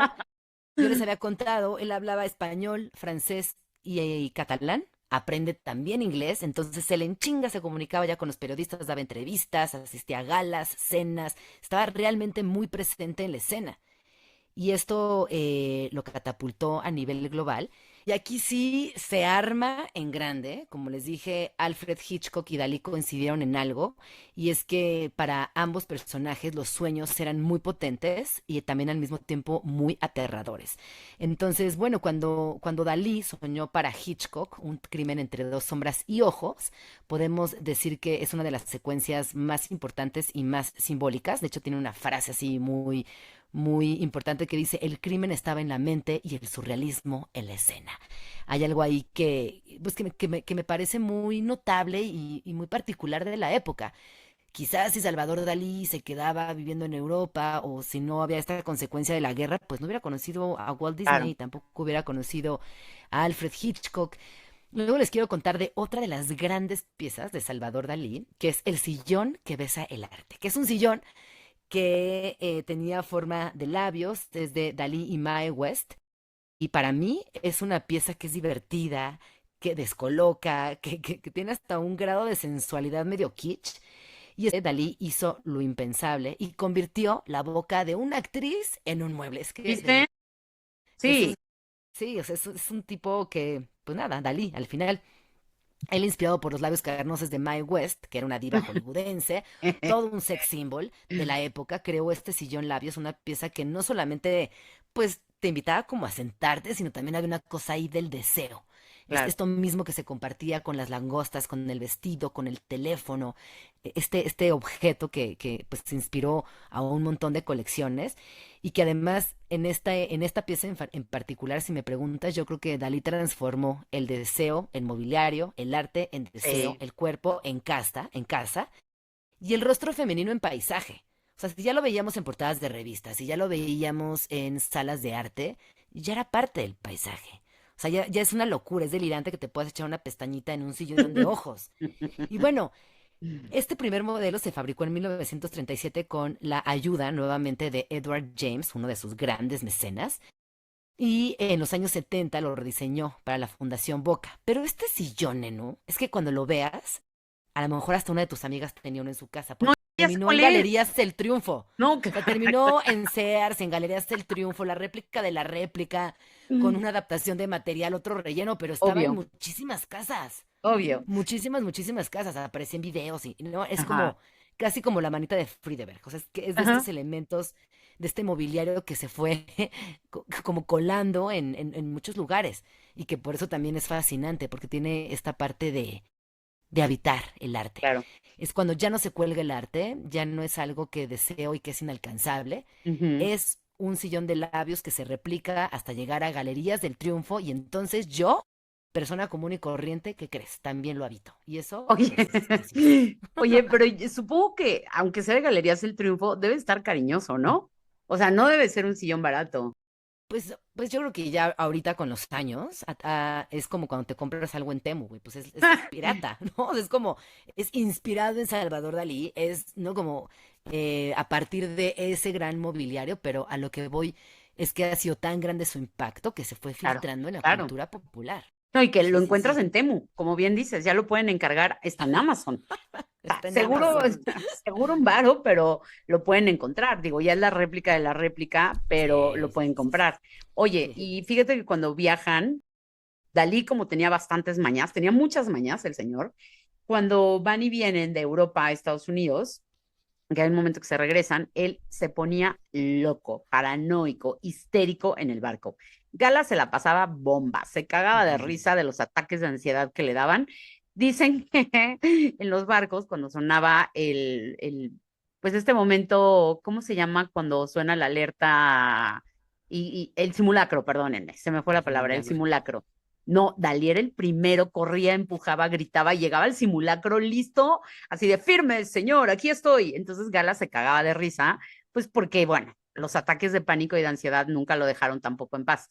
Y bueno, regresan a Europa después del exitazo que tuvieron en Estados Unidos. Ahí sí llaman, se vuelven millonarios, se vuelven archifamosos. Ya llegó el momento que todos estaban esperando. Ya era famoso en Europa, ya era famoso en América, ¿no? O sea, ya estaba en este lugar que estaban buscando y que querían, ya no le importaba nada ay, participaste con Disney, pues sí, ¿y qué? Me pagaron. Participaste con el sí, ¿y qué? Me pagaron. Y creo que ahí es donde hay una película de James Bond que le pide y le dice, oye, fíjate que va a haber una escena donde vamos a hacer que una tarotista tire las cartas a James Bond y queremos que nos hagas tú el tarot.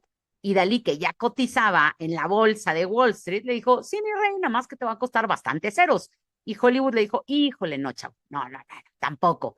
Y se quedó sin, se quedó la película sin el arte de Salvador. Ahora, él hizo el tarot y luego lo vendió, y ese tarot lo pueden comprar, ¿eh? Porque también, seguramente lo venden en Temu, y tiene unas cartas muy bonitas. Pero fíjense cómo todos estos artistas surrealistas hicieron su propio tarot. Ahí tienes a Carrington, ahí tienes a Jodorowsky, ¿no? Ahí tienes a todos ellos que hicieron en algún momento esta parte mística, visual, mágica, espiritual, que todos se metieron a ese rollo.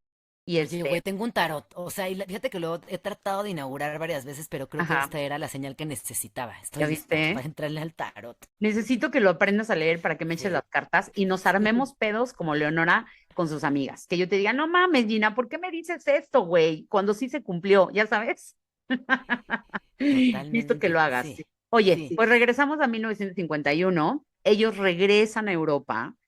A ver, Dior ya era Dior, ya estaba en su cima, ellos se reencuentran, Dior ya había lanzado el New Look, 1940 y tantos. Pues resulta que había un señor muy bon vivant, muy de estos señores jet set, que dices, mijo, la vida te bendijo, porque fuiste millonario desde que naciste.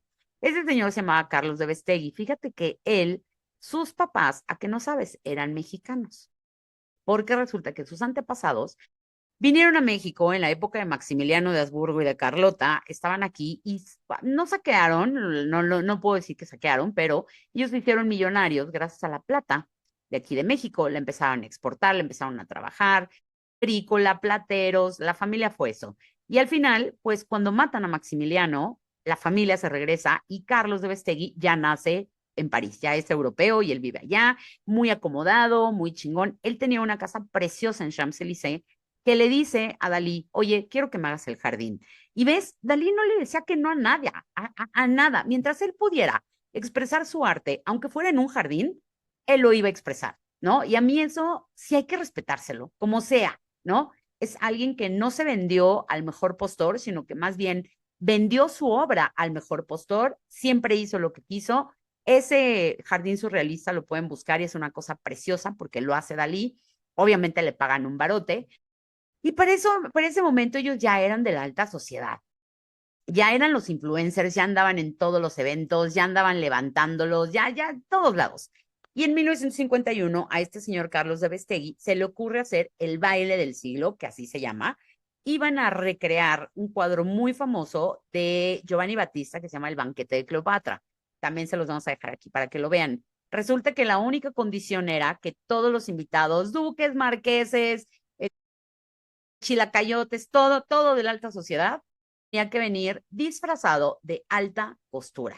Y aquí es donde les vamos a dejar unas fotos preciosas porque, pues claro, Dior, gran amigo de la pareja, le dice, oye, pues, o sea, mano, tenemos que ser el mejor disfraz, güey. Yo no sé qué vas a hacer, pero tenemos que ser ese momento en donde todo el mundo hable. Y pues sí pasó. Resulta que Dalí y se pone a trabajar y a bocetar con Dior y hacen unos trajes fabulosos que lo pueden ver. Y ellos van entrando por toda Venecia caminando en unos zancos porque se llaman los gigantes.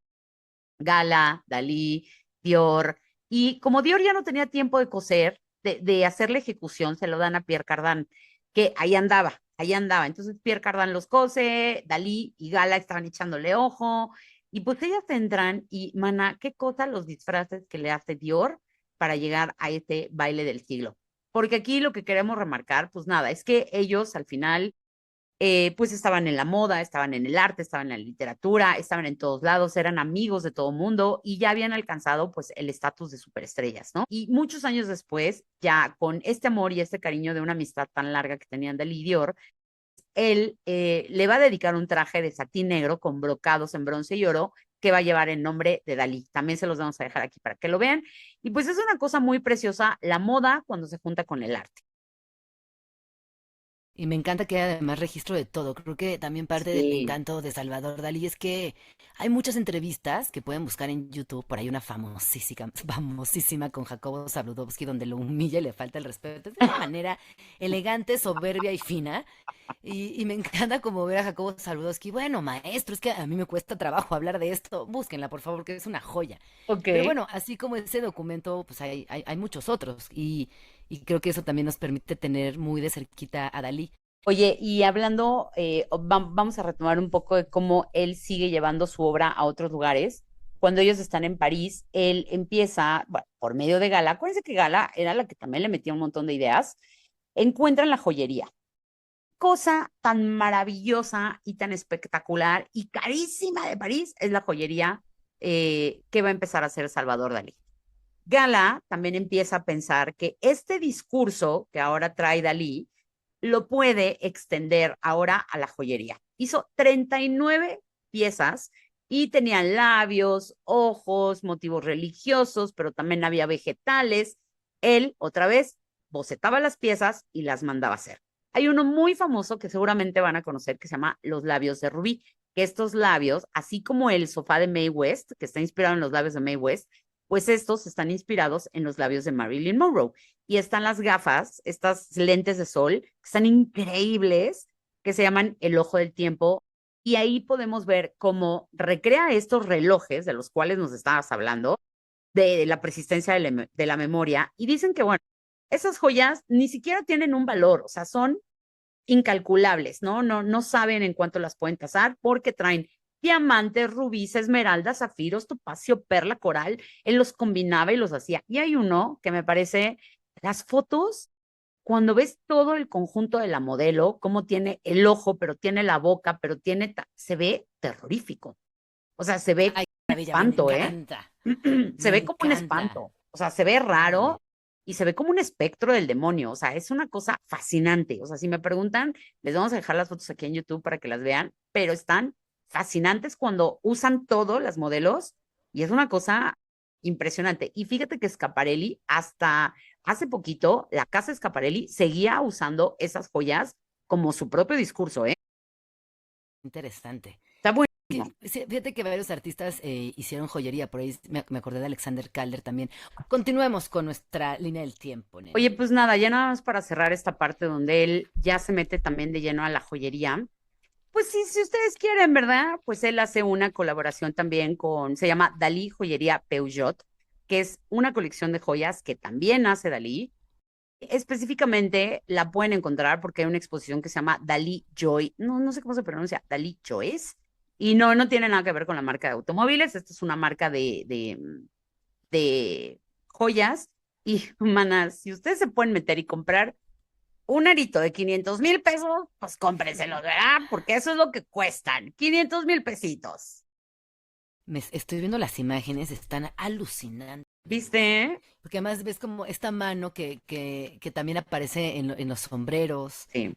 los ojos muy típicos de, pues, del surrealismo, esos objetos, el ojo además como elemento que te observa, pero que cuando lo cierras duermes, relojes, unos labios por ahí, bueno, estos elefantes robots, que además, bueno, hay toda una teoría de que Star Wars tomó de la estética de Dalí muchos elementos para las películas. ¿A poco?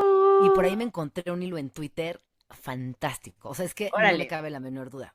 Voy a órale. tratar de recuperarlo y se los comparto. O seguramente si buscan así encontrarán algo de información. Pero bueno, hay toda una línea de investigación estética que apuesta porque mucho de lo que aparece en Star Wars surge del imaginario de Salvador Dalí.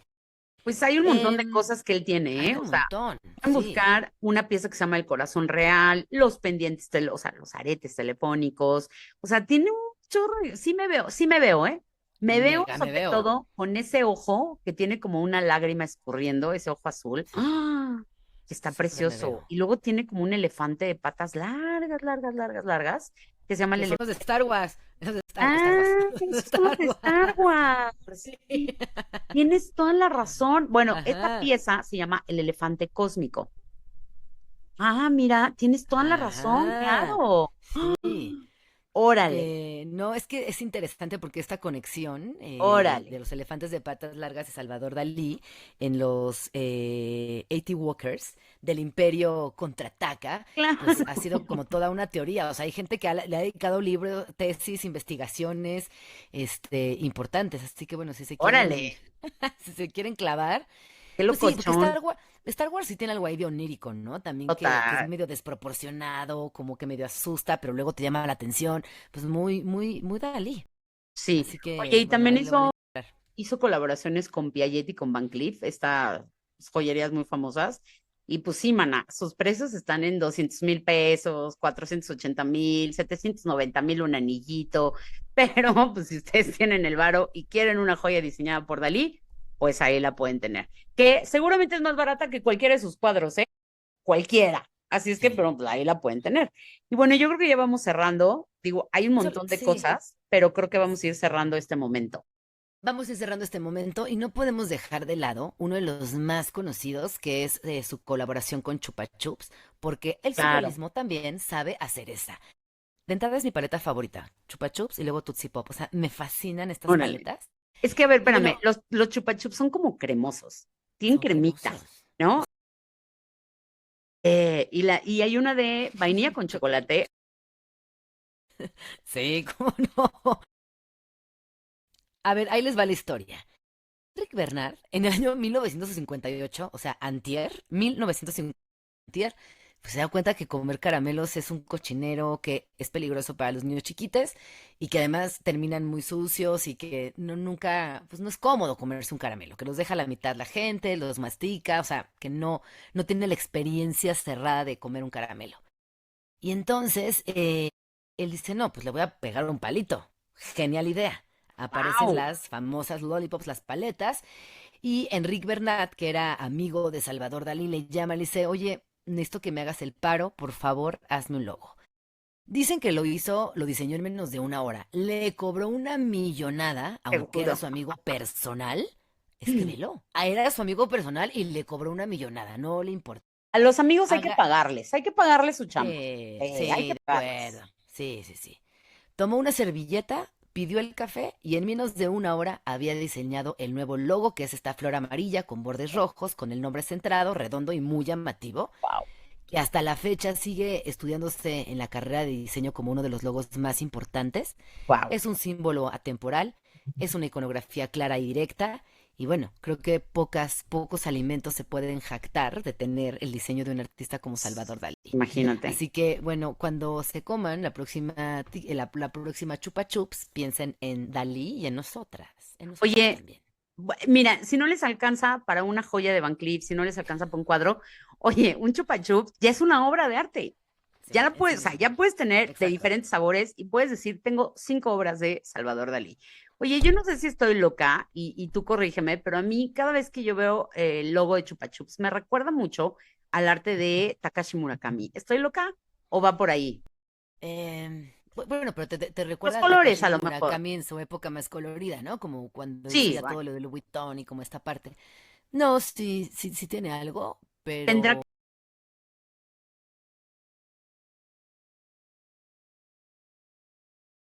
algo natural de la psicodelia, ¿no? Yo creo que la que, psicodelia tocó todas las mentes, todas las notas musicales. O sea, la psicodelia sí estuvo muy presente en la moda, en un chorro de lugares, porque también la psicodelia obviamente era una respuesta a la violencia, era una forma de hablar de la juventud.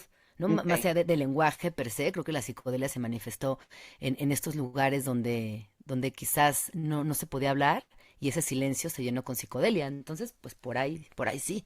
Pero bueno, si no pueden costearse nada, cómprense una Chupa Chups. Sí, cómprense una chupa y consuman arte. Oye, creo que el mejor invento del mundo fue la paleta con palito, ¿eh? Entonces, Y aparte dentro de creo, las paletas, güey, ajá, las rellenas de chile, güey, deli. uf, güey, las de Vero Paletas, por favor, mándenos una adaptación. El Vero Elote, Dios mío, no sabes qué adicción tengo al Vero Elote desde que tengo uso de razón, ¿eh? A ver, güey, ahí te va mi top 3 de paletas. A ver, El pollo, el pollito ay, güey, rostizado. el pollo Uy, rostizado, deli, güey, cabrón. me encanta el pollo rostizado. La chupa chups ya dije que me gusta mucho, pero entonces no la voy a volver a mencionar. Ajá, La chelita, la cervecita, también, sí, sí, sí, muy también, rica, también, güey. sí. Y hay una que ya no fabrican de cuando éramos chiquitas, que era un hongo. ¿Te acuerdas? Que era como todo No, incómodo, como que no te cabía en la boca y que tenía chile en el interior. Uf, güey, y relleno de chile, un honguito, todo psicodélico. Güey, delicioso, no, no me delicioso. acuerdo para nada de esa. Mira, a Sí, mí me gustaba mucho uno que se llamaba chipileta. La chipileta, traías una bolsita con chilito, babeabas la paleta, metías la paleta al sobrecito y mira, hasta se me hace agua la boca porque quiero sentir así cómo se me escoce la lengua de ese chile rancio, pulero y de 3 pesos, pero que a los niños mexicanos nos los enseñan a comer desde que estamos en cuarto de primaria. ¿Cómo les explico? Tercero, esa era antes, güey. nuestra, güey, eso era nuestro recreo.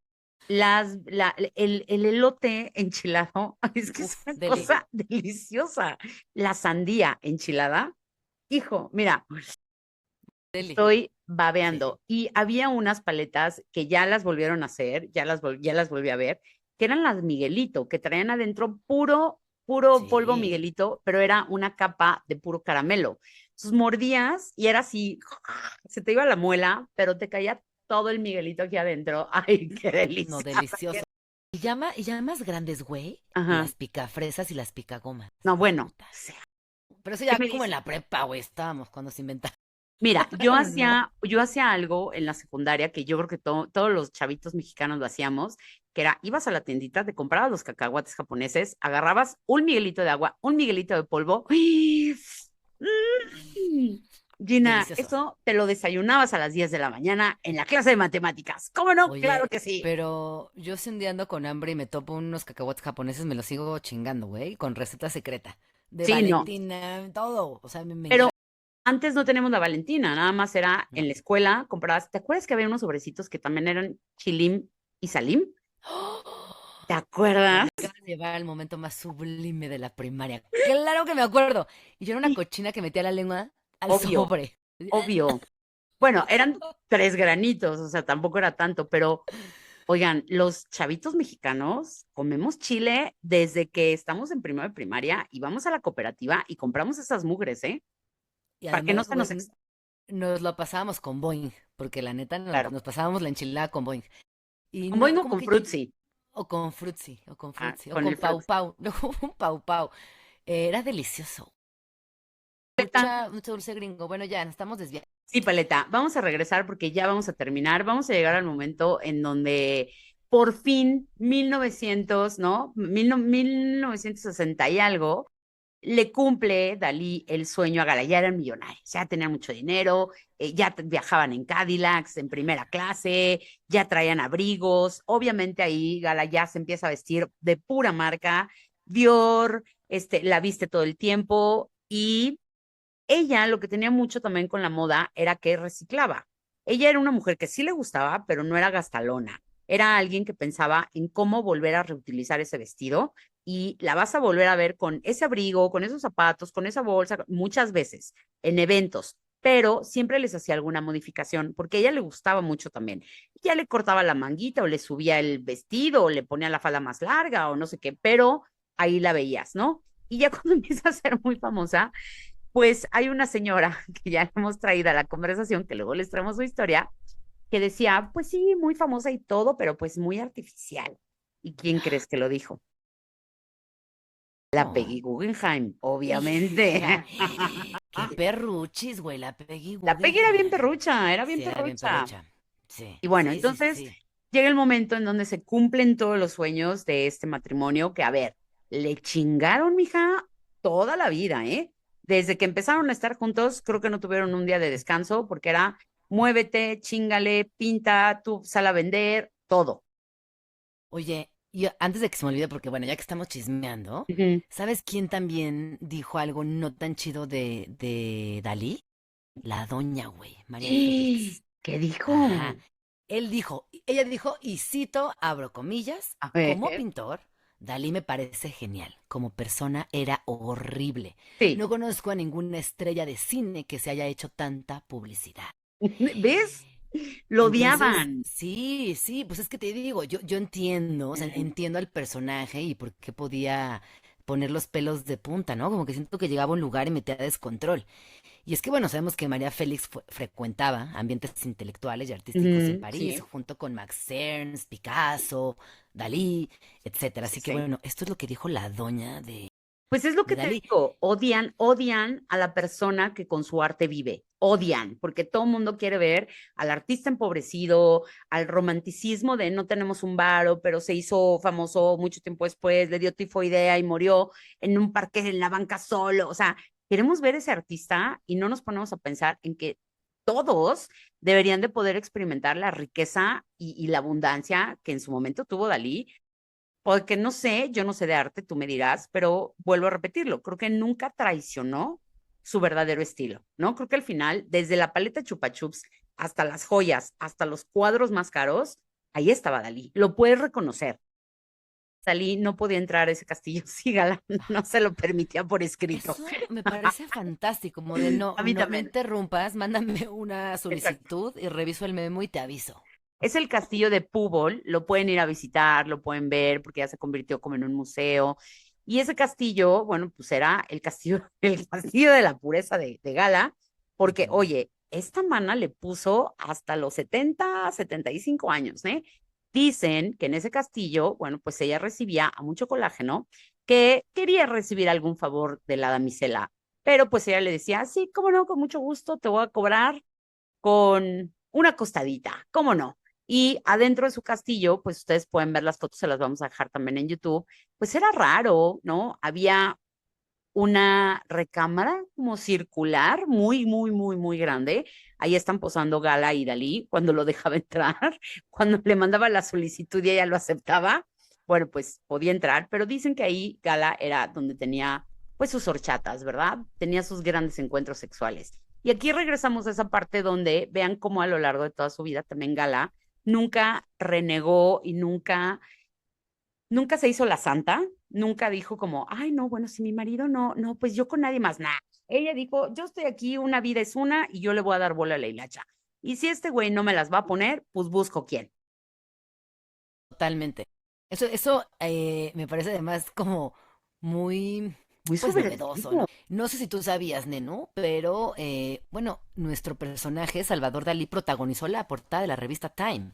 Y esto también lo catapultó como artista y como figura importante. Fue su consagración internacional.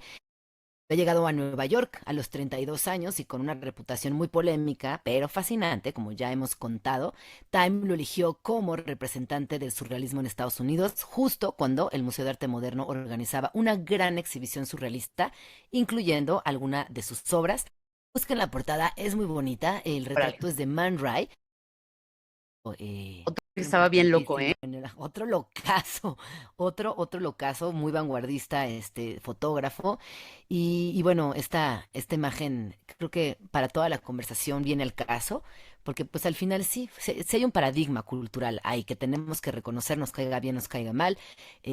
Como yo he dicho a lo largo de este capítulo, yo no soy muy fan de Dalí en muchos aspectos, pero le reconozco todo y se la doy completa, o sea, sí, 100%. Sí. Bueno, pues llegamos al momento en donde, pues desafortunadamente, Gala, pues cuelga la peluca, cuelga los tenis, se pone el, ¿no? Se pone ya acostadita, lista para irse con San Pedro. Y se le muere. Mm. Mana se le muere. Más que aquí hay un poquito de cosas turbias, porque parece que ella no muere en el castillo, sino que ella se muere en la otra casa. Y algo pasa como raro, porque hay como dos defunciones, dos actas de defunción, pero pues bueno, tampoco pasó nada. Cuando Gala muere, se la llevan al castillo, entran, ven a Dalí entrar con el Cadillac y dicen que lo más seguro es que Gala viniera ya muerta adentro de la cajuela, porque él quería, y de hecho habían hecho la planeación de que los dos mandaron a hacer los mausoleos abajo del castillo, donde pues Dalí tenía esta idea surrealista, ¿no? Que los dos ataúdes tenían que tener una abertura para que en la eternidad se siguieran dando la mano, ¿no? Y esto me parece, pues, muy romántico, güey, ¿qué te digo? Me parece muy precioso. Y pues bueno, Gala se muere, la entierran ahí y luego vamos a ver la muerte de Dalí. Yo me voy a quedar ahí y fíjate que ahí, pues ella también pidió, todos los dos en realidad pidieron que sus funerales, eso sí, a pesar de ser muy públicos, ellos querían que fuera algo muy petit comité. Gala Mm. solamente tuvo a dos personas, que no iba a ser lo mismo que cuando muere Dalí. Pero cuéntanos cuándo se muere Dalí y qué pasa después de que se muere Gala. Voy a dividir en dos momentos este gran tramo final, porque en 1982 muere Gala y en 1983 se incendia el castillo del pueblo y él se Mm. quema. Pero Sí, fíjate, Nenu, que hay muchos testimonios que afirman que Dalí en realidad estaba buscando el suicidio y no le salió, o sea, que se quería desvivir con ese incendio y ándale. no lo logró. Y ahí él se viene en picada, empieza con una depresión muy fuerte.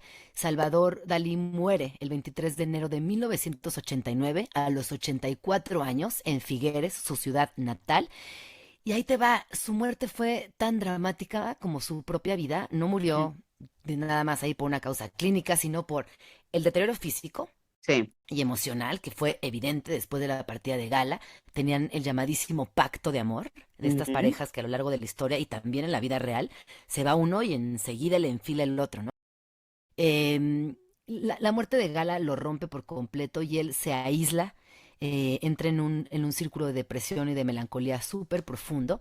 Y bueno, la causa oficial es un paro cardíaco a consecuencia de una insuficiencia cardíaca crónica, pero bueno, el cuerpo ya llevaba mucho tiempo con sus fallas. Fíjate que él sufría de Parkinson, tenía quemaduras mal curadas por aquel incendio y la depresión no ayudaba, hablaba poco, no recibía visitas, comía lo mínimo indispensable Y él afirmó que desde que murió Gala, él empezó a morir. Así que dejó de pintar, eh, dejó de ser aquella figura importante Ujú. y majestuosa para morir lentamente en una depresión absoluta.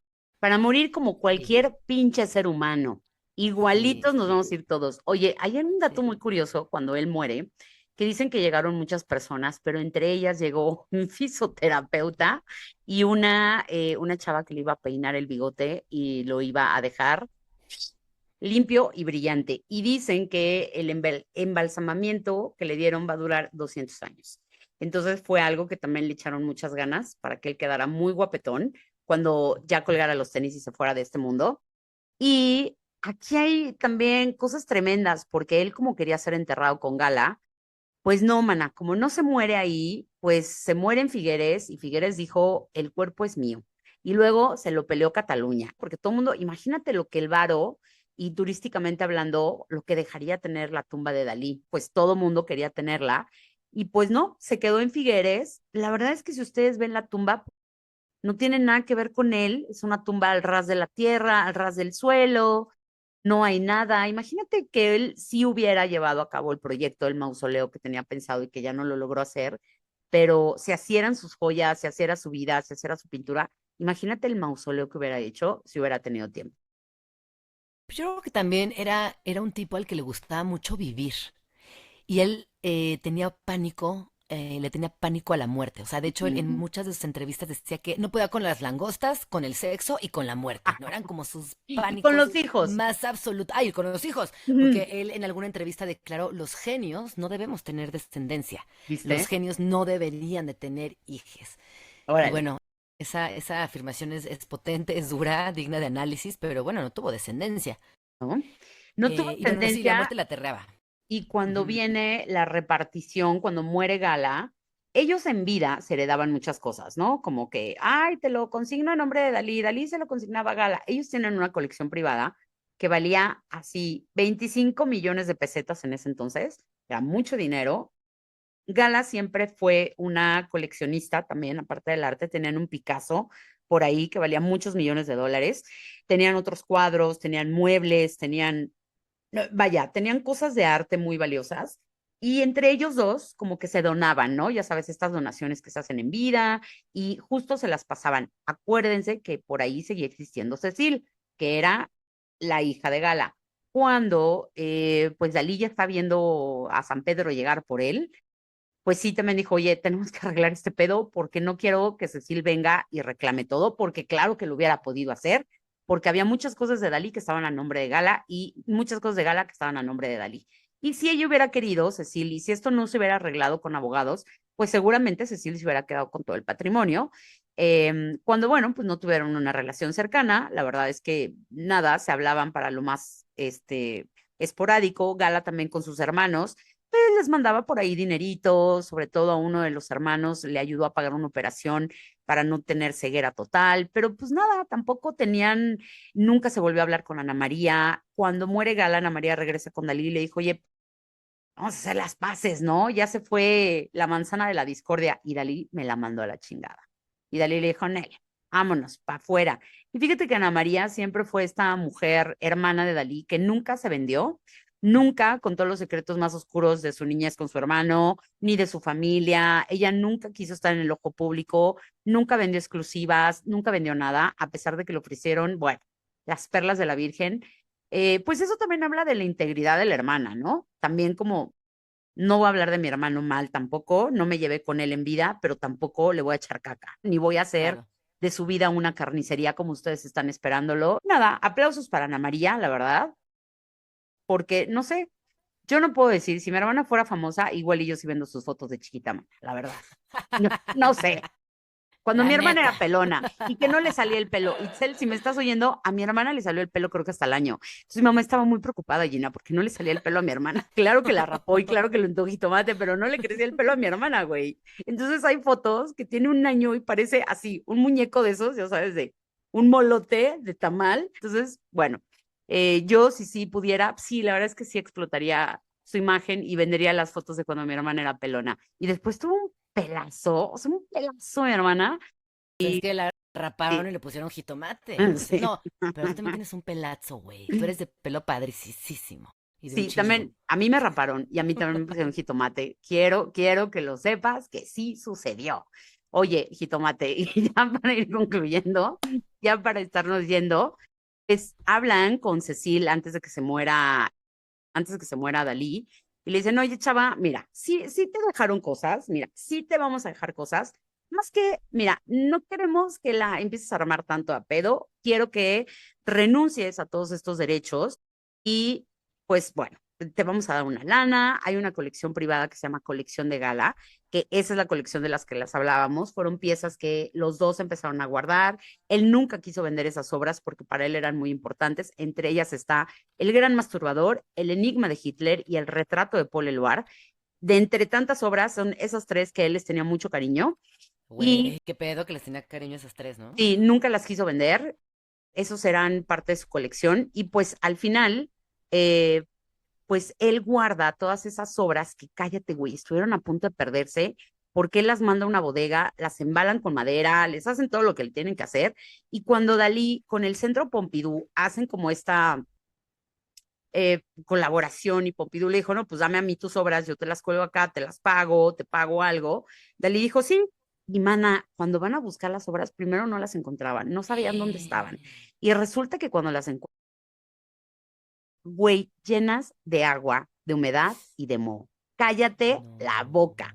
Y pues todo el mundo panicado. Dalí estaba ahí viendo cómo sacaban las obras y resulta que de todas las que tenían 70 y tantas, solamente dos tuvieron el moho. O sea, solamente dos Ok, se perdieron. Dos no se fueron pérdidas. perdieron, Ok. no se perdieron porque fíjate que el Centro Pompidou dijo, yo las voy a restaurar y por la amabilidad que me tienes, que me vas a dar tus cuadros, yo te las voy a restaurar gratis. Espérame.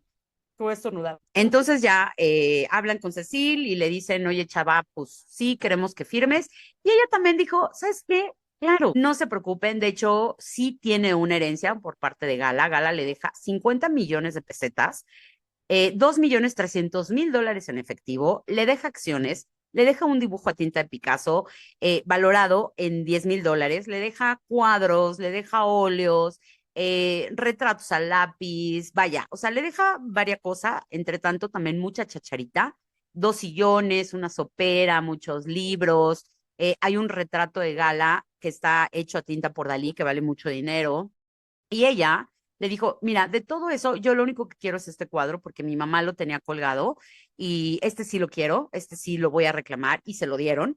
Y luego ya también le dieron otras chachas, ¿no? Le dieron muebles, libros, esculturas y pues chacharillas que encontraron, ¿no? Entonces, pues Cecil también firmó ese acuerdo y se quedó con lo que le tocó y nunca más se volvió a meter en la herencia. Ok, la herencia de los Gala Dalí a finales de los años 80 se estimaba en más de 150 millones de dólares. Se Entre hicieron la... obras originales, derechos de autor, propiedades e inversiones. Y bueno, entre los objetos más emblemáticos, ¿dónde quedaron sus botas, el bastón famoso, Ajá.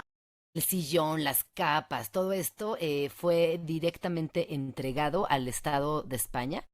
Y Uh luego por ahí hay un chisme que creo que tú tienes mejor investigado, que tiene que ver con una falsa hija de Salvador Dalí, -huh. que Güey, ella también estuvo detrás de esta gran herencia y que generó mucha controversia, fue muy mediático, se volvió un chismazo. me Y como encanta. siempre había esta intriga de la vida sexual de Salvador Sí. Dalí, porque ya dijimos que era puro y casto y tenía esta obsesión con lo clean, ¿no? Con lo Ujú. limpio.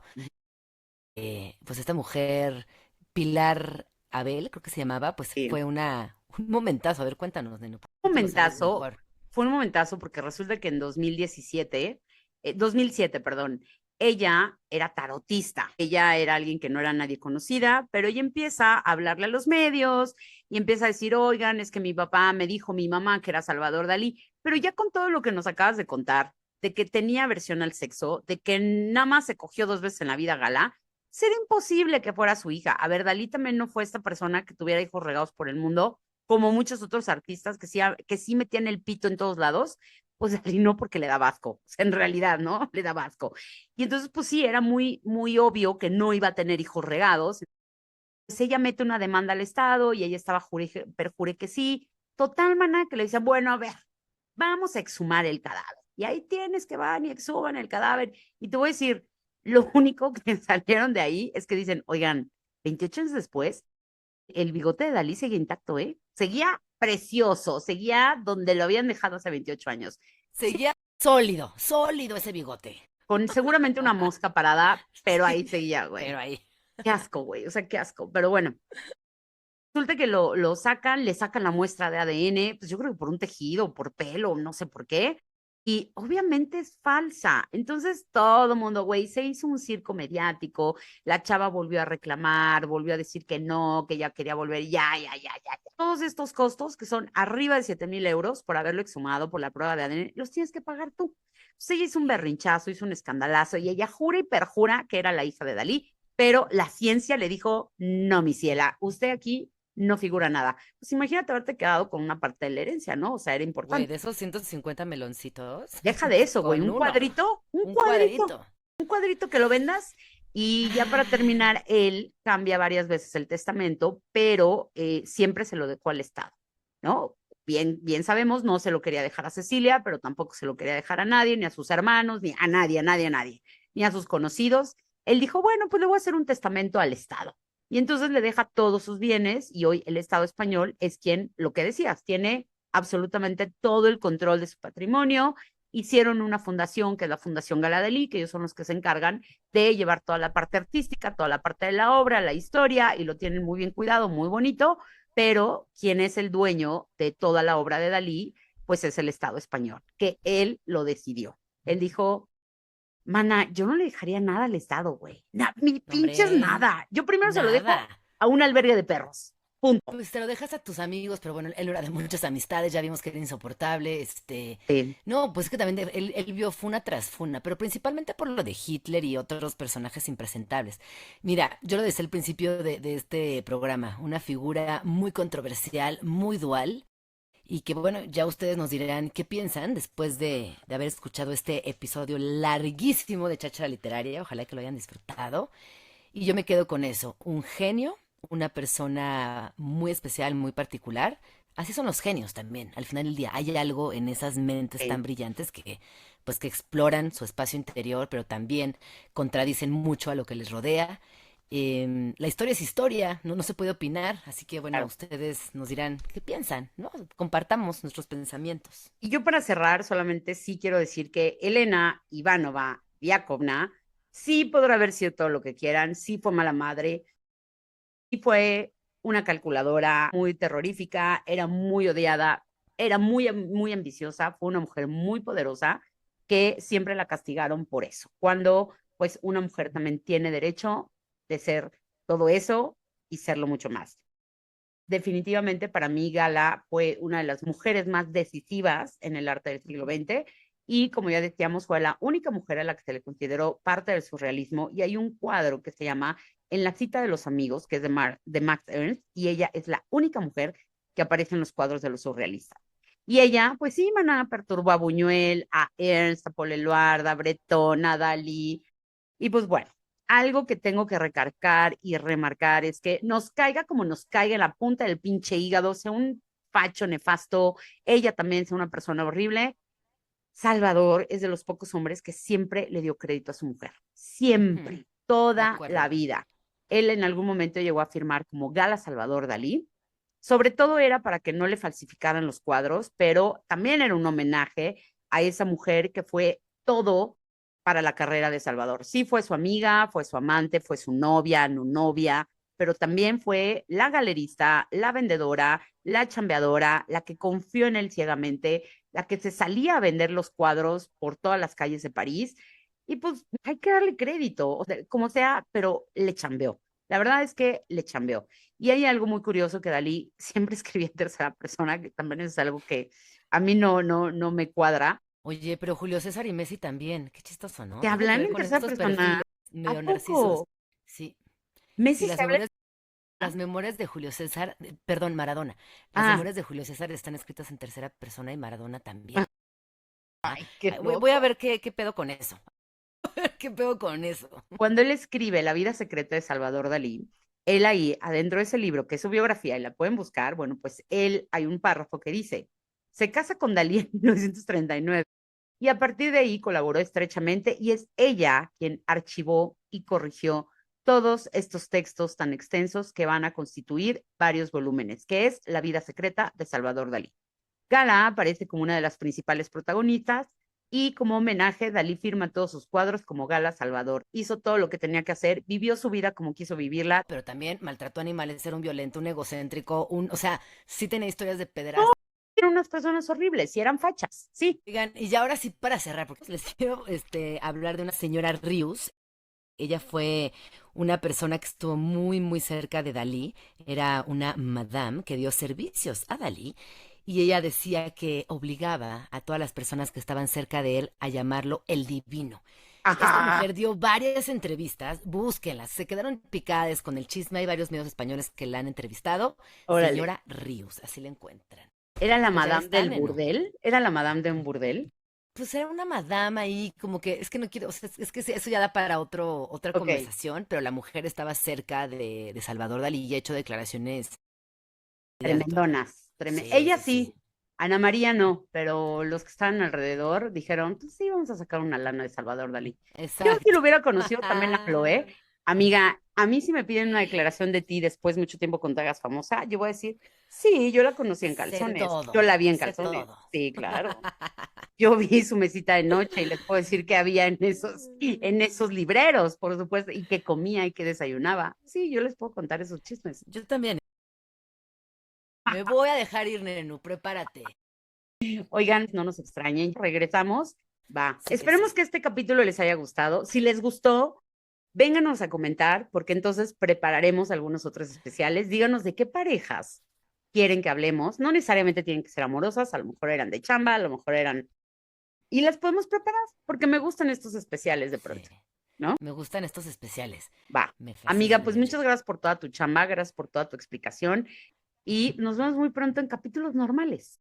Nenu, muchas gracias por hacer la mejor línea del tiempo de Salvador Dalí. Y muchas gracias. Estuvo muy linda esa tarea. Te quiero mucho, Nenu Yo Monster. también. Oigan, Feliz pónganos verano. muchos likes porque nos costó un huevo, amigas. Nos costó Oigan, un huevo hacer este programa, güey. O sea, o nos sea, costó un no huevo. saben lo que le dedicamos a este Güey, no programa. saben y las correcciones en las líneas del tiempo y en Gina, no, esto fue en 1930. No, es que esto fue aquí. Dios mío. Pero No. por favor, denle mucho amor. Es la primera vez que incursionamos en este terreno. Si nos salió bien y les gustó, nos vamos al siguiente. Güey, sentí que hicimos una tarea en equipo, ¿no? Estuvo muy bonito. Obvio, obvio, pero ¿sabes qué? Creo que nos falta como volvernos a acostumbrar a hacer las tareas en equipo que haces en la universidad. Nada más, es volver a arrancar porque ya tenemos la memoria selectiva y ya sabemos cómo es como andar en bici y ya nada más al Y siguiente. ojo, les quiero decir que comprobamos una vez más que ChatGPT no sirve de nada. Oye, sí es No sirve de cierto, nada, banda.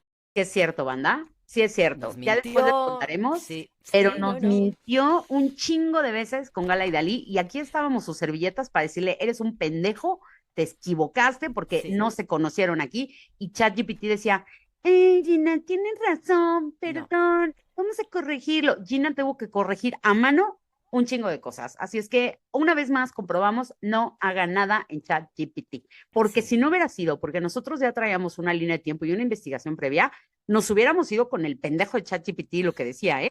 O sea, sí. pero somos unas ñoñas, venimos de escuelas pasadas donde hacíamos nuestras investigaciones en las enciclopedias, mijas. Así es que Tenemos metodología de investigación. metodología de la investigación para Metodología de servirles a investigación. ustedes. Vámonos, metodología. Nos vemos en la próxima. Nos vemos prontito. Gracias, chacharets.